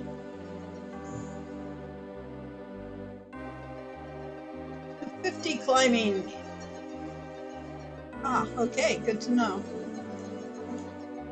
We have. Sound it louder? Yeah, it did in this room. Ah, you can read that out loud, yeah. Well, this sculpture of a black falcon brings back memories of your wonderful, quote, vacation, unquote, in Rassier. Wasn't there one in Spielberg, too? And one in the Bazaar in Tarna? Too bad this is just a cheap plaster imitation. Where, you wonder, is the real Blackbird?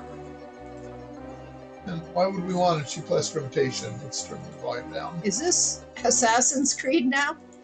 Oh, well, no, we're not. Climbing? Sneaky?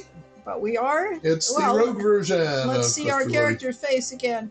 Okay, our stamina is low. Our score has gone up to 126. And we are Steely Dan. Intelligence has gone up. That's an interesting one. Yeah, because we used clever idea.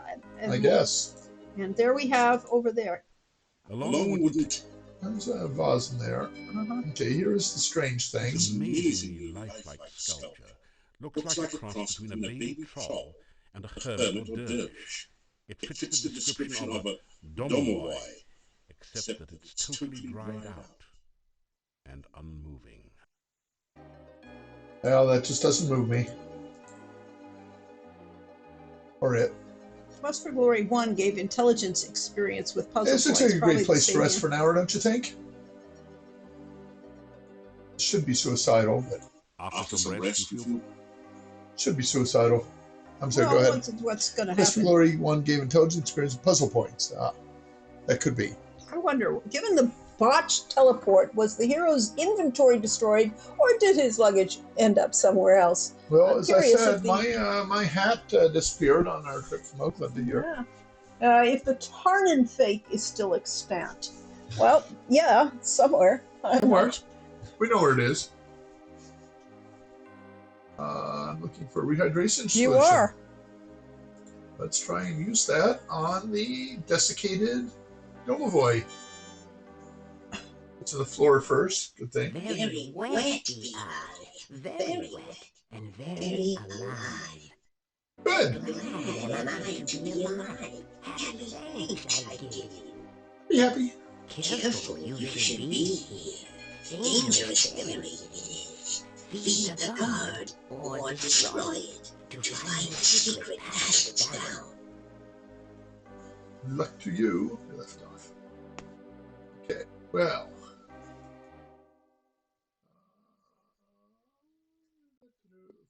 I suppose Ferrari got rid of the Shapirian fake bird, and the Mordavian one is in Dragonfire if you import. Yep. There you go. And the game does keep track of that one.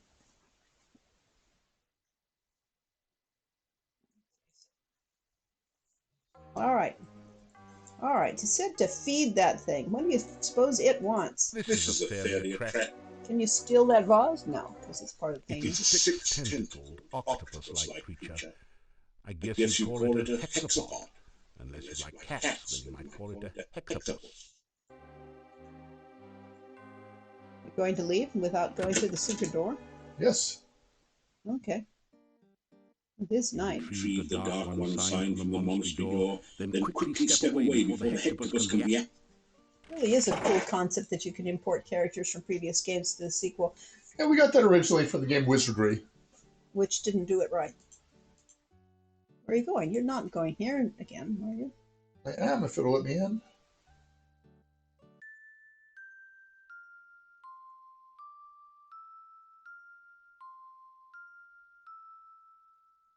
That's the same one as earlier. Back. Nope. Okay.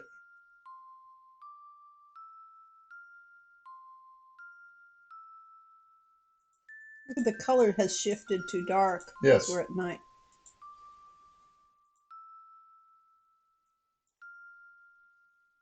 No. Nope.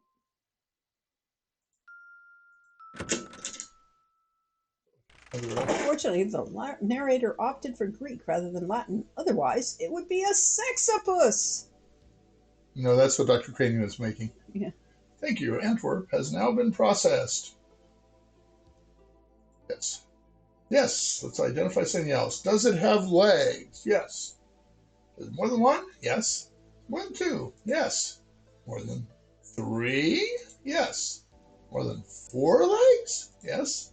It's getting tricky, Jim. More than five legs? Yes. Does it have exactly six legs? Well, yes. Does it look like a cross between an octopus and a squid, only with fewer tentacles? Kind of. Well, hexapods, mostly heroes. Sound a good idea to you? No. I was wondering, well, in a pinch, a clove of garlic will do. Yes. Ah, very good. That is a puzzle. Yeah. So we had to get the food for a hexapod. How high a number would it guess if it was a millipede? Oh, you'd have to go up one at a time until Yes. you get up. Yeah. A garlic seasoned hero. Well, we're pretty garlic seasoned after living here for a week. To the sandwich. Rations. I have 9. These avocado and garlic sandwiches are Yeah. the strangest Yeah. adventuring meals. Hector you've probably encountered. wouldn't have a problem having a hero sandwich instead. Yes. And Still, especially do if they last were a long Baba time. Yaga. Yes. Yes. Could make him a killer one. Yeah, Did indeed. we also have a clove of garlic in addition? Oh, yeah, Yes, we we do. do. Garlic is said to be potent protection against werewolves. Also handy for making stews, spices, sauces, and many other spicy dishes. Yes. Lori uses a lot of garlic. We do have a date with Katrina, so we don't want to get too late there. Check Project the time. 12:05. Yes. Still early evening. Yeah. Well, maybe she'll come out later. We can probably deal with this one more time. Maybe, because it might keep us there Yeah, all night. we don't want to be there all night because we don't want to miss it. Want to meet with Katrina first? Probably. Although, yeah, because we only have one garlic. We've got a whole lot of We got a lot of sandwiches. Okay, fine. We'll go back out just to please you. We'll do that, and then that'll put us at after 4. So, yep. Hilariously, the trail ration is the only item in the game preventing the speedrun meme category of bankrupt. No money being used. Ah, okay. Eat the garlic and kiss her. I'm sure nothing bad or surprising will happen. The massive gate to this town is securely barred, but... Flyover gate. Oh, how about Force Open gate? We don't have this. Ooh, there. That would help us build our strength, though. She'd have some biting commentary. Yes. Nope. Oh, you blew it. I did blow it.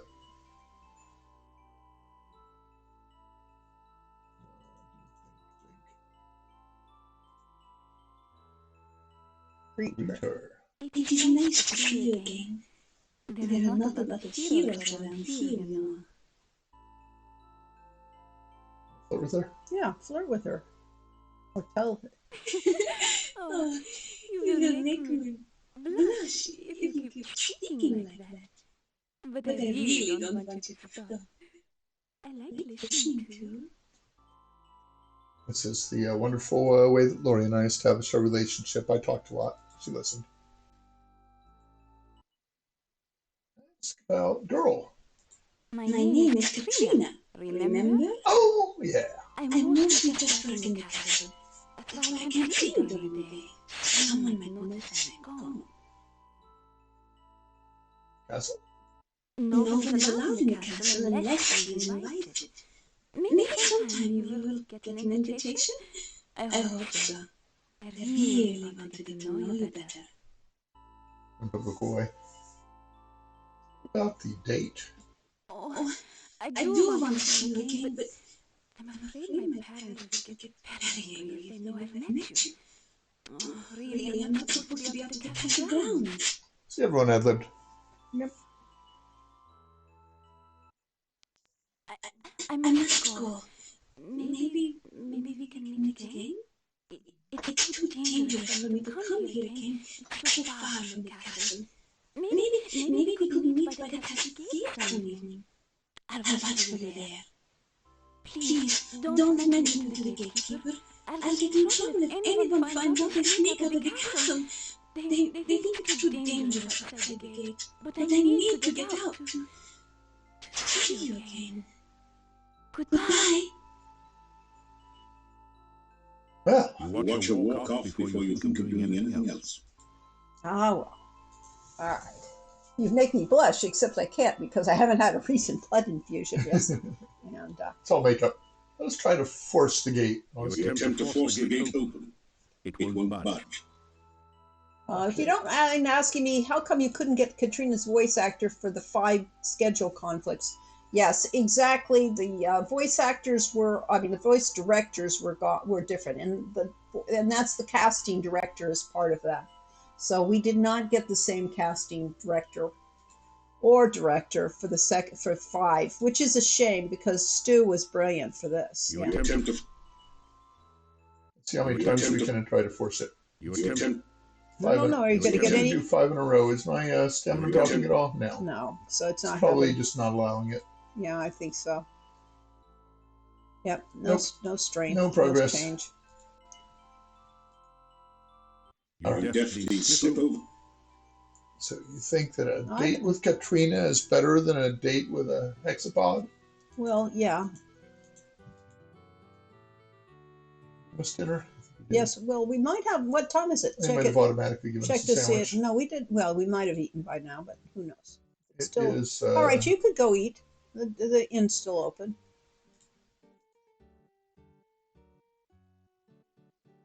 Maybe the townspeople will be there and you can yak at them about She's just Igor. trying to keep me out of the monastery. I know you. Well, I want you to get Let's exercise. break the door open. You're right next to the Burgomaster's Yeah, yeah. office. Breaking down the door is a sure way to end up in jail.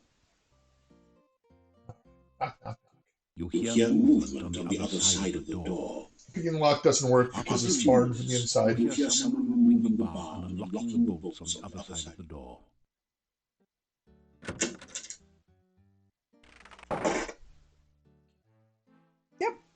Townsfolk are there.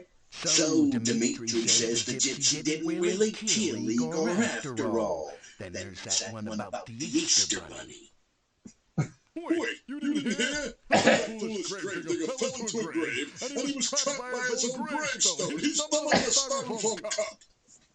Right. It's just lucky for Igor the stranger happened to wander by before he starved to death. You are all fortunate that the stranger rescued Igor. You would have abandoned an innocent man. Well, I still think the gypsy's a werewolf. They're not so innocent.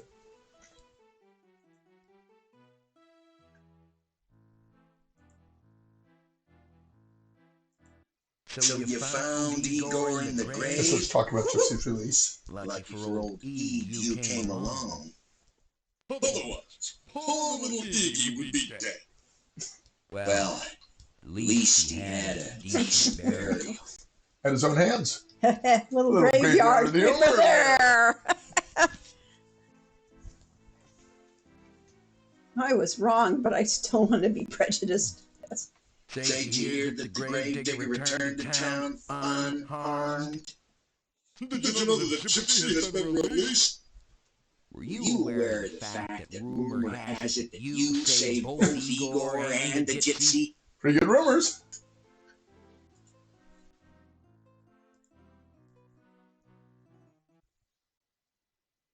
What do you about the gypsy? Well, gypsy returned to his people, I suppose. Yeah, that gypsy camp is somewhere to the east of town, by the shopping mall. I still think the punk was a werewolf. Did you ever see him turn into a wolf? Well, no. Did he have hairy hands and pointy ears like Leonard Nimoy? Well, no. You see, it's all your fault. Blathering on about those stupid, foolish folk tales while we could have harmed an innocent man. Yeah, I knew all along. There's no such thing as werewolves.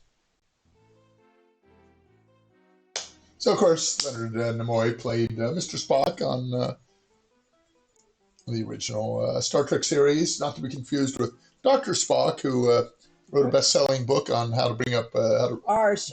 How to bring us up, because it was our era for being brought up. Well, my parents used him for bringing us up. Yes. Did we ask about Igor? Oh, I've asked about his gypsy so far. Okay. Mr. Spock was my favorite, always will be. You know, of Everybody's. course, he was my favorite. I had a crush on him, you know, and I grew up with him.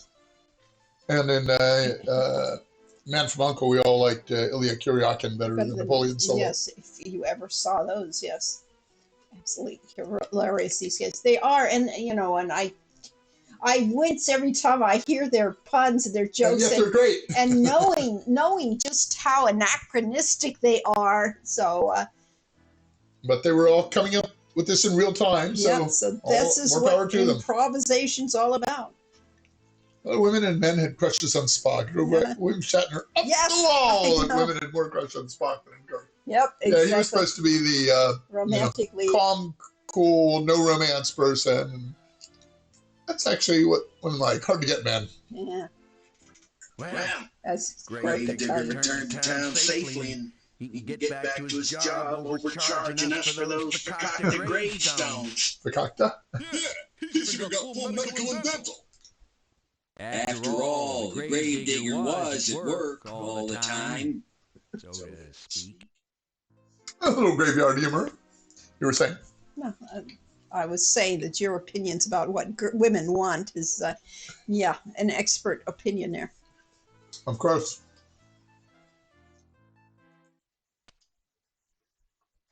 Things should settle back to normal now. What with our little buddy Igor returning and all. We can go back to being open and friendly. And as always, suspicious of strangers. Okay, we have run through the dialogue. Oh, we haven't had dinner yet. No, we haven't had dinner though. Haha, even Mr.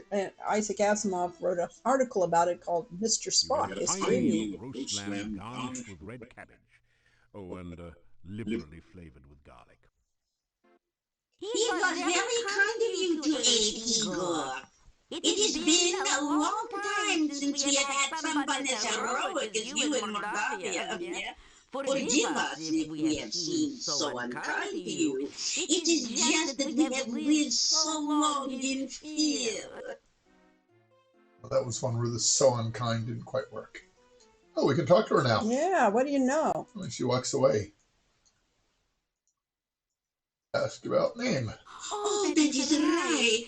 We hadn't been properly introduced.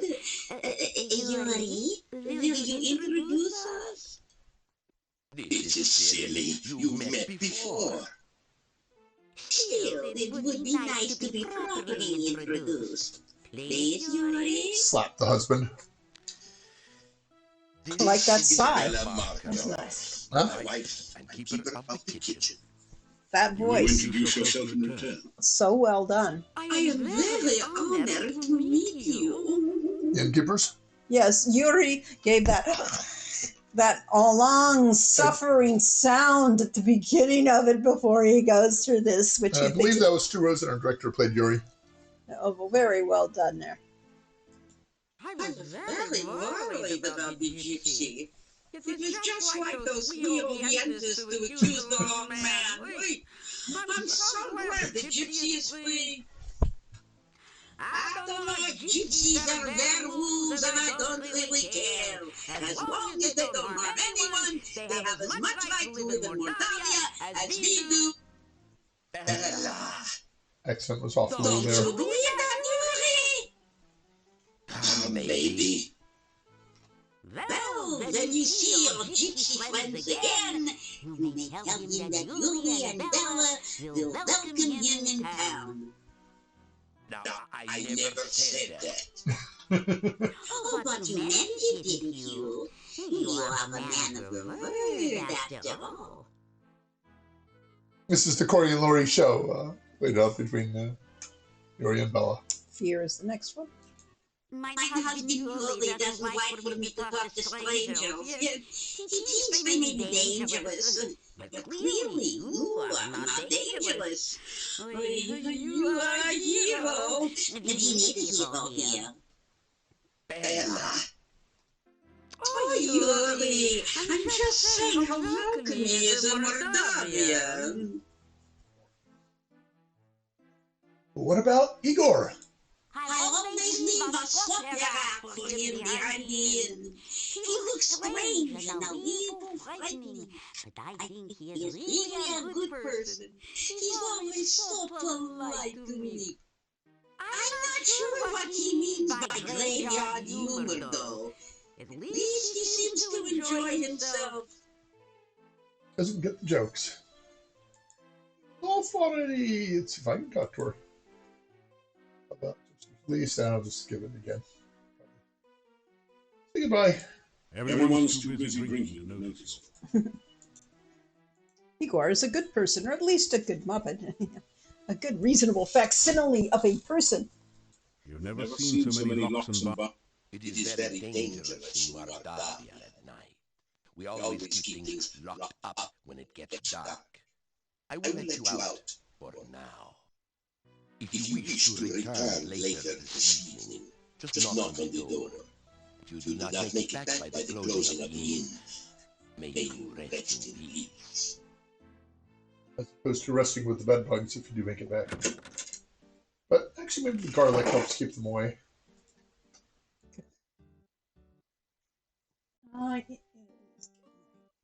So yes, we'll wrap it up with this. Eventually. You can run a little longer. I'm I'm going to save again. We've got important stuff to do here, and then I still want to meet with the Domovoi. So go back to the strip monastery. We can always try to fetch some plan if we want to get back to there, but we won't want to. Okay, let's see if I can remember to use this. That's why I have to save this, because I might have forgotten to use the sign. You push the dark ones. Well,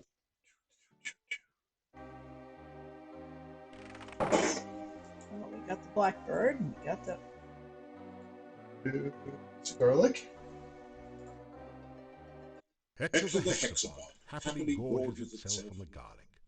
Hector looks much less hungry, and perhaps a little less dangerous now.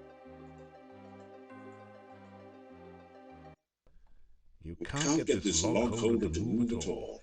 It's solidly set into the base of the fireplace. But there's two of them! Of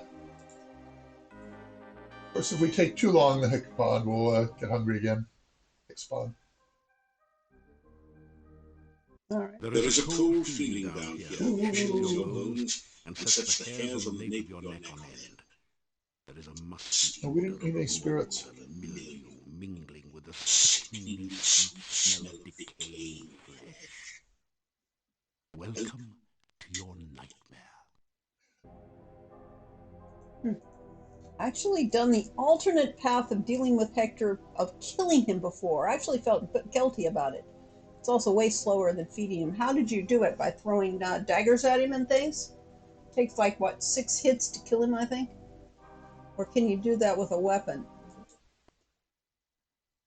The huge battle is labeled Oh, flame Cast daggers. of Amontillado. This was the fabled spirit that provided most of the income and fame of the monastic order here. It is rumored to provide strange and mystical visions to those who taste freely of its contents. It's an Edgar Allan Poe story, right? The Cask of Amontillado. Oka? Yeah, of course. Just trying to remember if it was Poe. Yeah. You see a small statue that matches the description of the chief thief gave you. What he said about it, though. That had turned him into a... Oh, you saved! I did. Let's grab it. Oh. You feel a funny tingling sensation, then a slimy one, as you reach out to touch the statue. This is not good.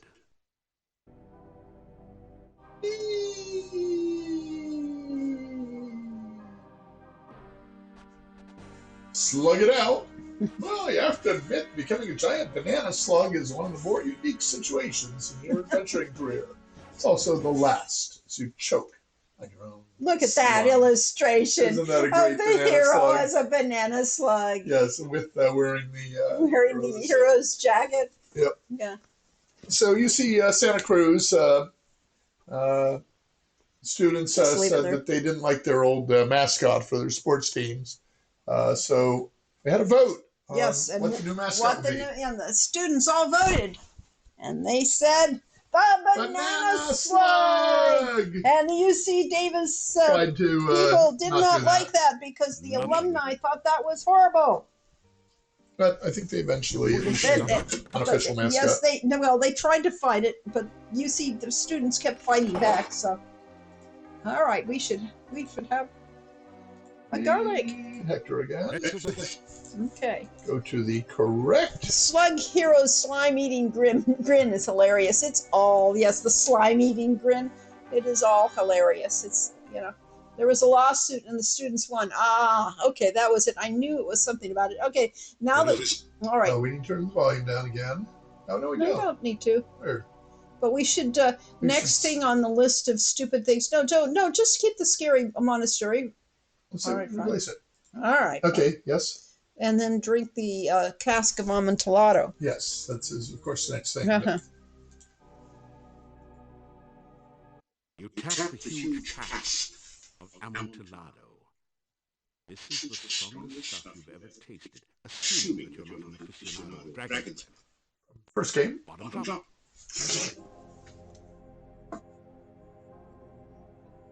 Cheers.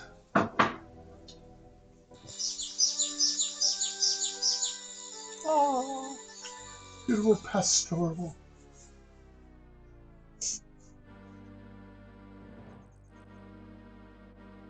color cycling.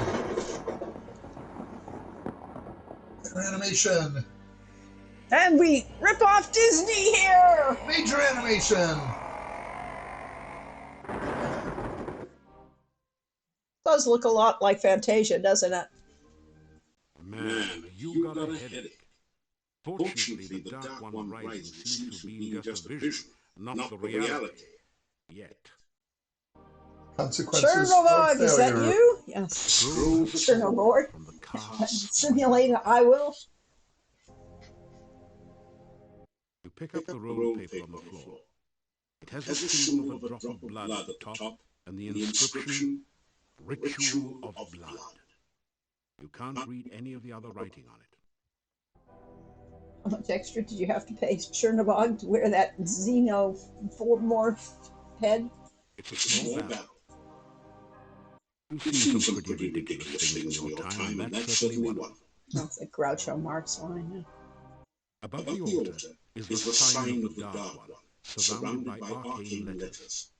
A notch next to the A makes you think that perhaps that is some sort of starting point for the letters. Notch next to the A.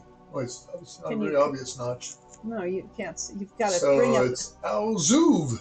Alzuv? Unless you read in the opposite order, which it's Avuzol. Hmm.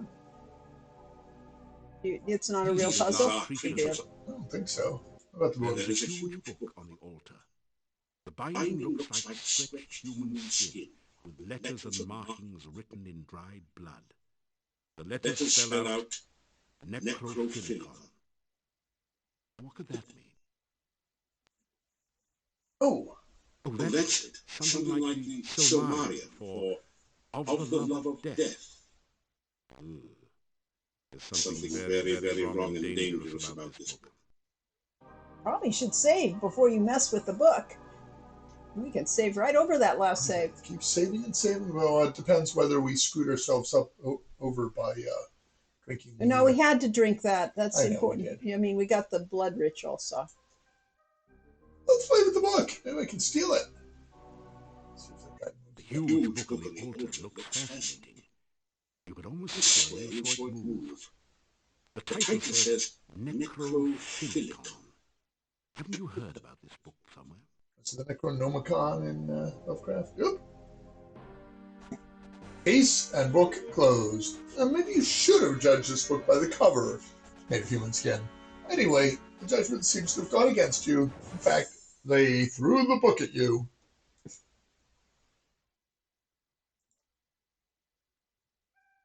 Well, what about this guy? This whole place is full of It's a traps. really silly-looking statue and clearly of no value. It's also much too heavy to carry around you. Can you interact with the Avuzal puzzle? I mean, the Avuzal thing? Can I talk to the It statue? doesn't. Oh, the puzzle. Is it a puzzle? I don't think it is. I think it's a The clue. huge book on the Yeah, altar okay. looks Click. Yep. You. All right, it's Book got me. picking up. Yeah. King's Quest VI also had a Lovecraft reference, since the villain in that was named for the Necronomicon author Abdul Hazred. Oh, okay. Okay, see? Yeah, I read the same Roberta. things. The roll top desk is spotted with dark and ominous stains. Oh, okay. Let's open this. Maybe it's locked. Look for traps. I think that's a good Okay.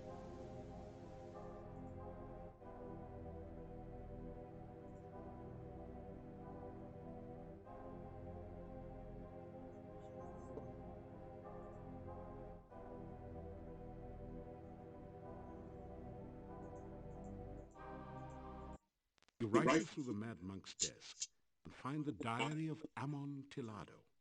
Boy, is this guy wacko. Reading this makes your head hurt. However, it does give you some information about the Dark One rituals. It says something about the first ritual being placed within the Mad Monk's tombstone, there to be forever guarded by followers. The second ritual should be placed in the Stone of Swids, and revealed only by the light of a dead child's soul. We got pretty grim. The next ritual shall be placed in the hollow of the hangman's tree, and guarded by the spirit of the dead which remains there. Hope everyone's taking notes. The blood ritual shall be concealed magically within the monastery, and only he who willingly seeks dark visions shall find it. The mouth ritual shall be placed in the great arch itself, under the Dark One's sign. And the heart ritual shall be given to someone named Gregor for safekeeping. Now there's another note of the fame in another handwriting. Gregor is missing in the forest and probably dead. Yet where is the heart ritual? Is Gregor Samsa the chief thief? Well, You rifle through yeah. the next mount. Now there's an... You rifle. No, can't get Can't- anything. can't- That's all can't it. get anything else Got from all it. your hits, all your clues. With that bottle there. Someone has discarded an Empty wine bottle there. Well, of course, we pick everything that isn't nailed down because we're an adventure game player. You mustn't bottle things up. Let your feelings free. Anyway, you don't need the bottle. All right. I was going to play a game of bottled jelly. Put some jelly in the bottle. Heck, beat me on the way out? Yeah. It is nailed down, starting looking for a claw end of the hammer. Yeah, that's I right. think we're about out of things to do here. Yeah, I Except think- maybe I can climb up there and out the window. I think so.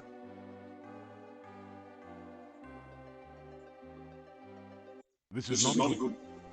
This is not. Watch. The window seems to be secured by a bar on the outside. Probably. What about this window? Nope. They took me out the door. You retrieve the dark one sign from the monastery door, then quickly step away before the hectopus can react. Quickly! Didn't look like he stepped away very far. It's done. All right. What time is it? It's 4:28. What time I'm is it in not the on game? the game. Yeah, In the game, it we've is had a busy night not after yet all. midnight. We have done many things. We haven't found any spirits out of the forest. We haven't. So we can try to find a spirit if we can find a spirit. That was what we were, The theme of the session. nominal. Well, we found some ghosts and we found Then a. as the gate to this town. Yeah. Forest gate open. This gate was built to keep out necrotors and worse monsters. You don't have any chance of forcing it. Now, this is the thing we tried to do in text is give an indications whether practice will make you later able to do it or if you really can never do it. Mm-hmm. Climb over gate. Oh no, Katrina isn't there. We had our unexpected There. our date with our honey. No, our strength is 238. I thought that's what it was. Huh. It Mine says is it went kinda- up or changed. Save here. Trying to fetch stubborn plant. Okay, we're back to that. We will But- try again. I don't know if we can do it at night, but Why not? let's This go was see just what we find out in the forest. Remember what the route is? I don't. I know. That's just I it. can We'll meet have, with we'll be. Katrina by the castle gate.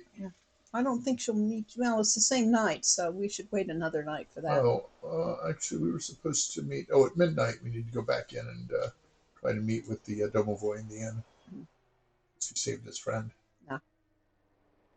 There's an awful lot of stuff to do in here. We haven't met Baba Yaga Or the gypsies. Or... the gypsies. Ah, but we did meet a spirit. There's a spirit. It's a holiday spirit. Hi there. Greet her. Hello. Can you help me? I seem to be lost. Speak to her. Yeah, let her. Ask her name. I'm. Everything is so strange. I lost my way home. Please, can you help me find my way? That was some pretty hard voice acting to do, so you can make it easy on the actors. I'm trying to find my way home. I keep getting lost. Can you show me the way to town? Hopefully she won't The kill us. ghostly apparition. She vanishes. Uh-oh. They didn't get to All right. Well, we saw the spirit. The storyline always makes me It so is sad. a sad spirit. It is a sad. It's a will-o-wisp. You feel a chill go through you as you enter this part of the forest, as if a cold wind suddenly sprang up from nowhere. Was that not a will-o-wisp? No. That's a wraith. And it's rapidly chunking down her health. It is. Oh, she's back. There you are. What happened to you? No. I think you do have to interact with her several times. You do. Tell her she's a ghost. No, that'll get rid of her. Right? Yeah, it does. Ghost. Things are so strange. Did you go away? Why are you greeting me again?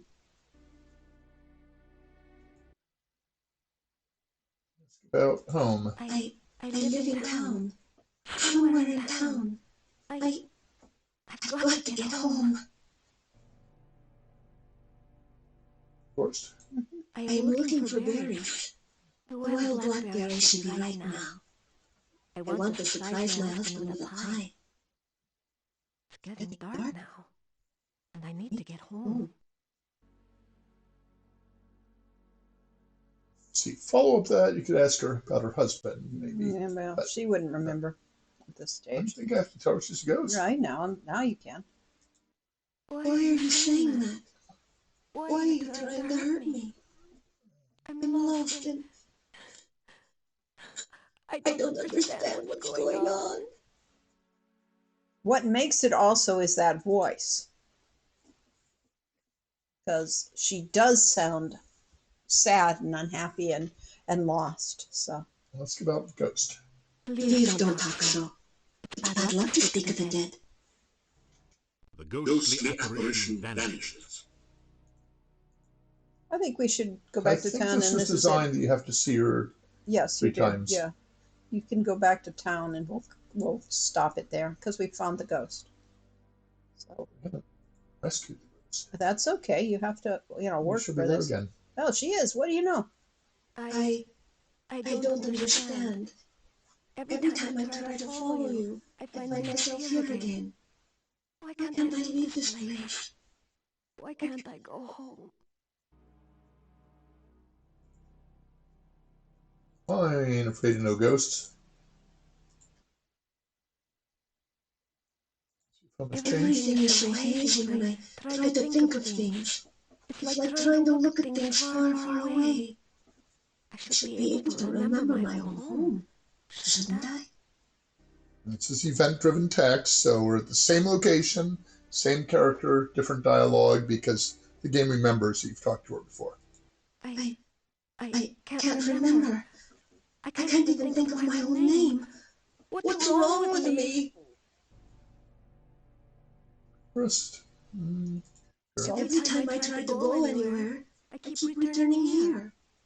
Why am I so lost?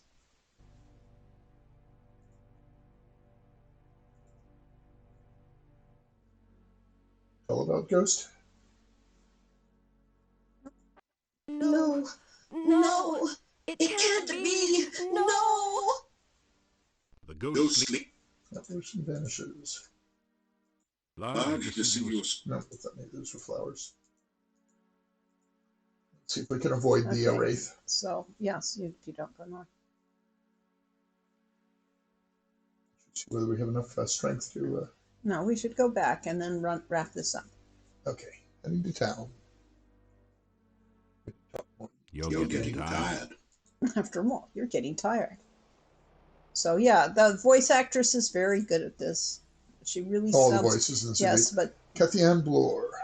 you really feel the pain and then the loss. And yes, this is a sad story.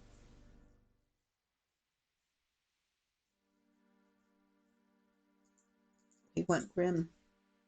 We wanted to have a game with everything in it. It's not all You fun. definitely It's silliness, which the some of the animation and the characters would think is silly. Right here. could try sleeping there. I mean, some places you get dreams, so you also get them in your bedroom. So I'm not sure. Yeah, But we've had enough excitement for one night. It's more for the wizards, I think, the dreams. Yeah. Or paladins. Paladins get dreams too? I think so. All right, let's go to bed. No. I refuse. Almost, but not quite midnight. We could go down and We'll see. go and sleep for an hour. All right, fine. I have a purpose in life. After some rest, you feel better. Let's see what our stats are up to.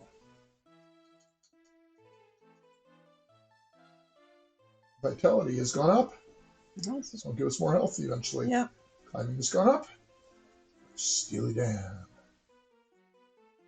Every class can get the dreams. Okay, good.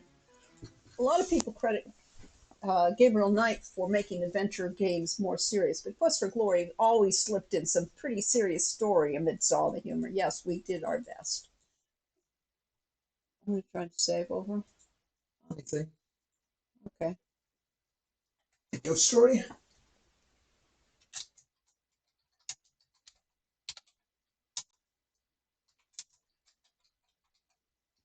Okay. Ghost story plus Domovoy. All right. Let's go down and see if the Domovoy is here tonight. And then replace that one, yeah.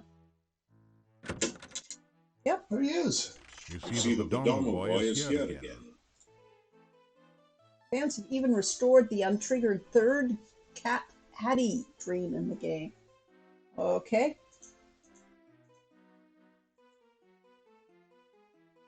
Domovoy. Oh, good. Very good. You go that place, you come back. Oh, very good. About helping Domovoy. Oh, you did good. Domovoy very happy not to be in a very bad place. Domovoy very happy not to be dried up.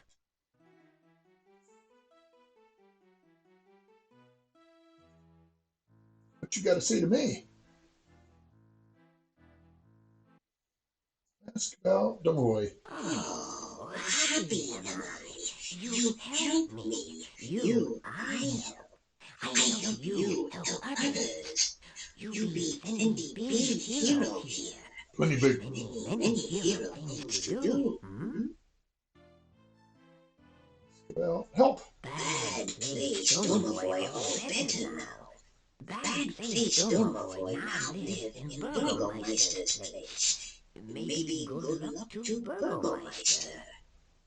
You help me, then I help you. You want to be big hero? You want to make many people happy? You want to make friends and influence people? First, to be any good hero, you need to be very powerful. If not very skilled, you die. If not very smart, you die. Oh, no more hero.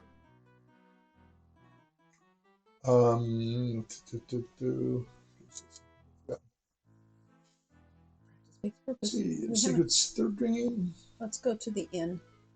The final one. Get that out of the way. Domovoy tell a story. Yuri and Bela had a daughter, Tanya.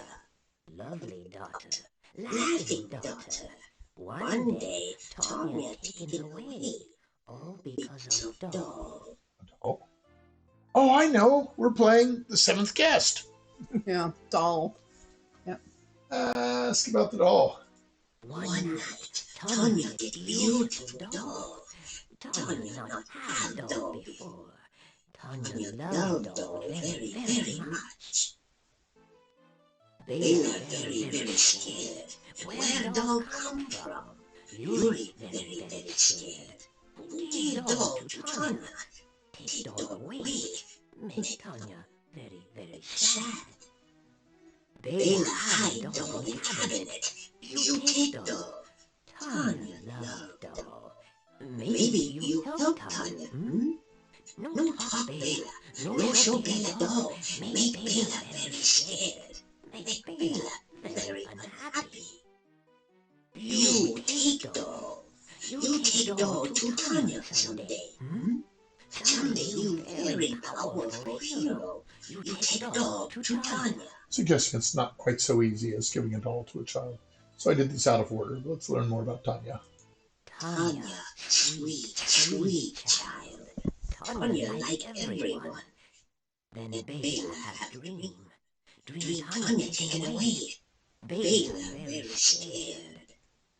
Not let Tanya play outside. Not let Tanya have friends. Tanya gets scared of dark. Tanya many times alone back of in dark. Why? One day, monster comes, big monster, friendly monster. He visit Tanya's window. He talk to Tanya. Tanya not afraid of dark. Tanya now have monster friend. One night, Tanya very, very unhappy. So monster take Tanya away. Monster want to make Tanya happy. Now Tanya gone. Tanya gone to castle. No one see Tanya leave. No one see Tanya go. No one but Domovoy. Domovoy tried to stop Tanya, but too late, too late. Tanya already outside with monster. No tell Bela, no tell Yuri. Very bad thing. Tanya need hero. Not dead parents. Only brave, powerful hero save Tanya. So, that was a little bit of ad-libbing there. Too late. Too late.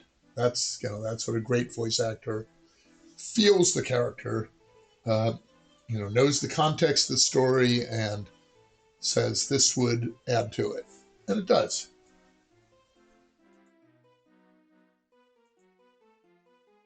So I should say goodbye. Take doll, become plenty powerful hero, then Tanya you help. Cabinet is he referring to? We can't go into their bedroom. What about that glass? Maybe it's this cabinet back here. This cabinet contains some extra plates, glasses, and silverware. There is also a beautiful and ornate doll on one of the shelves.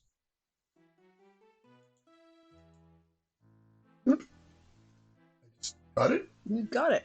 I was hoping to pick the lock and I stuff. know. Open the cabinet and see a lovely doll. Ah, it's just delayed text. Carefully remove the elegant doll from the cabinet and store it in your pack. Yeah, it's a shame those dream sequences didn't come through. It doesn't. Sequences? The sequences that got lost, the third Katrina Adavis and a third Erasmus Fenris. It's because we had to fast forward effectively because, well, we really changed, philosophies as we were going on. Just try to facilitate getting to the end. And so you weren't stuck in a game with nothing to My do. doll on the chest? No, just keep it. And then save. Well, you could go to bed first and then save, but Go back and just try to match everything. you could. All right. Replace.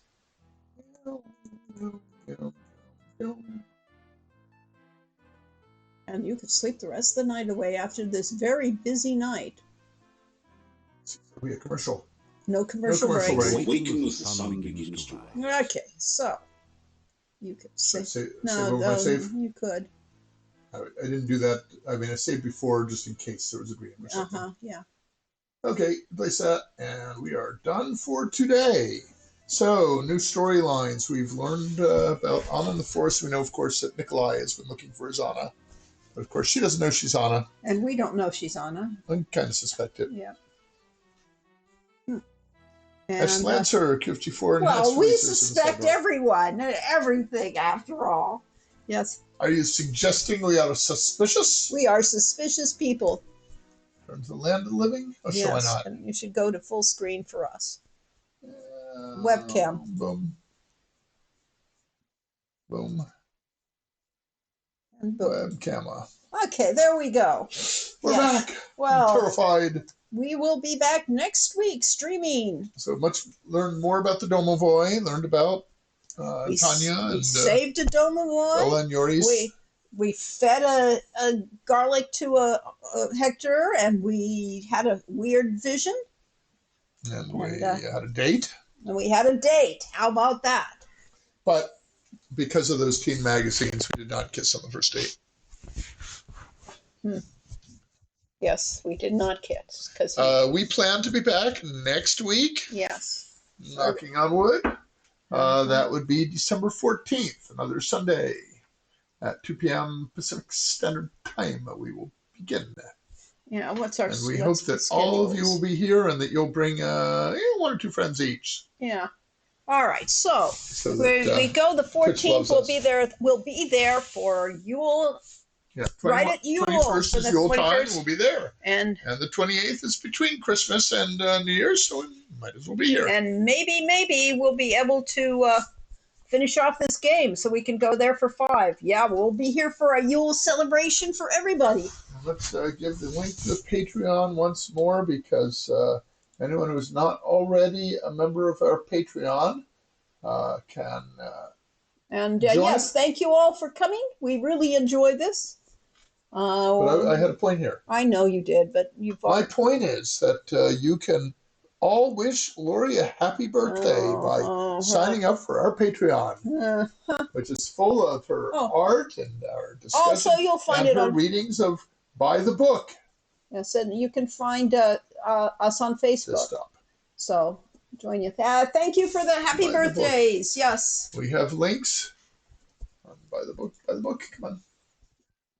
Links to all of Lori's live readings. And thanks to Mary Jess that helped work that Michelle out. Baker. Yep. Yes, Mouse Mary Jess. It was a big help in putting these things together. Yeah, so we really appreciate that. And we will see you next week, hopefully. And just all of you have a great time and many adventures. Have yourself a very merry Yule time, or Hanukkah, or Kwanzaa, as may be. Yes. We get to ad-lib the next time. That's all right. Goodbye, all. Bye, all. Thanks for coming. Bye-bye.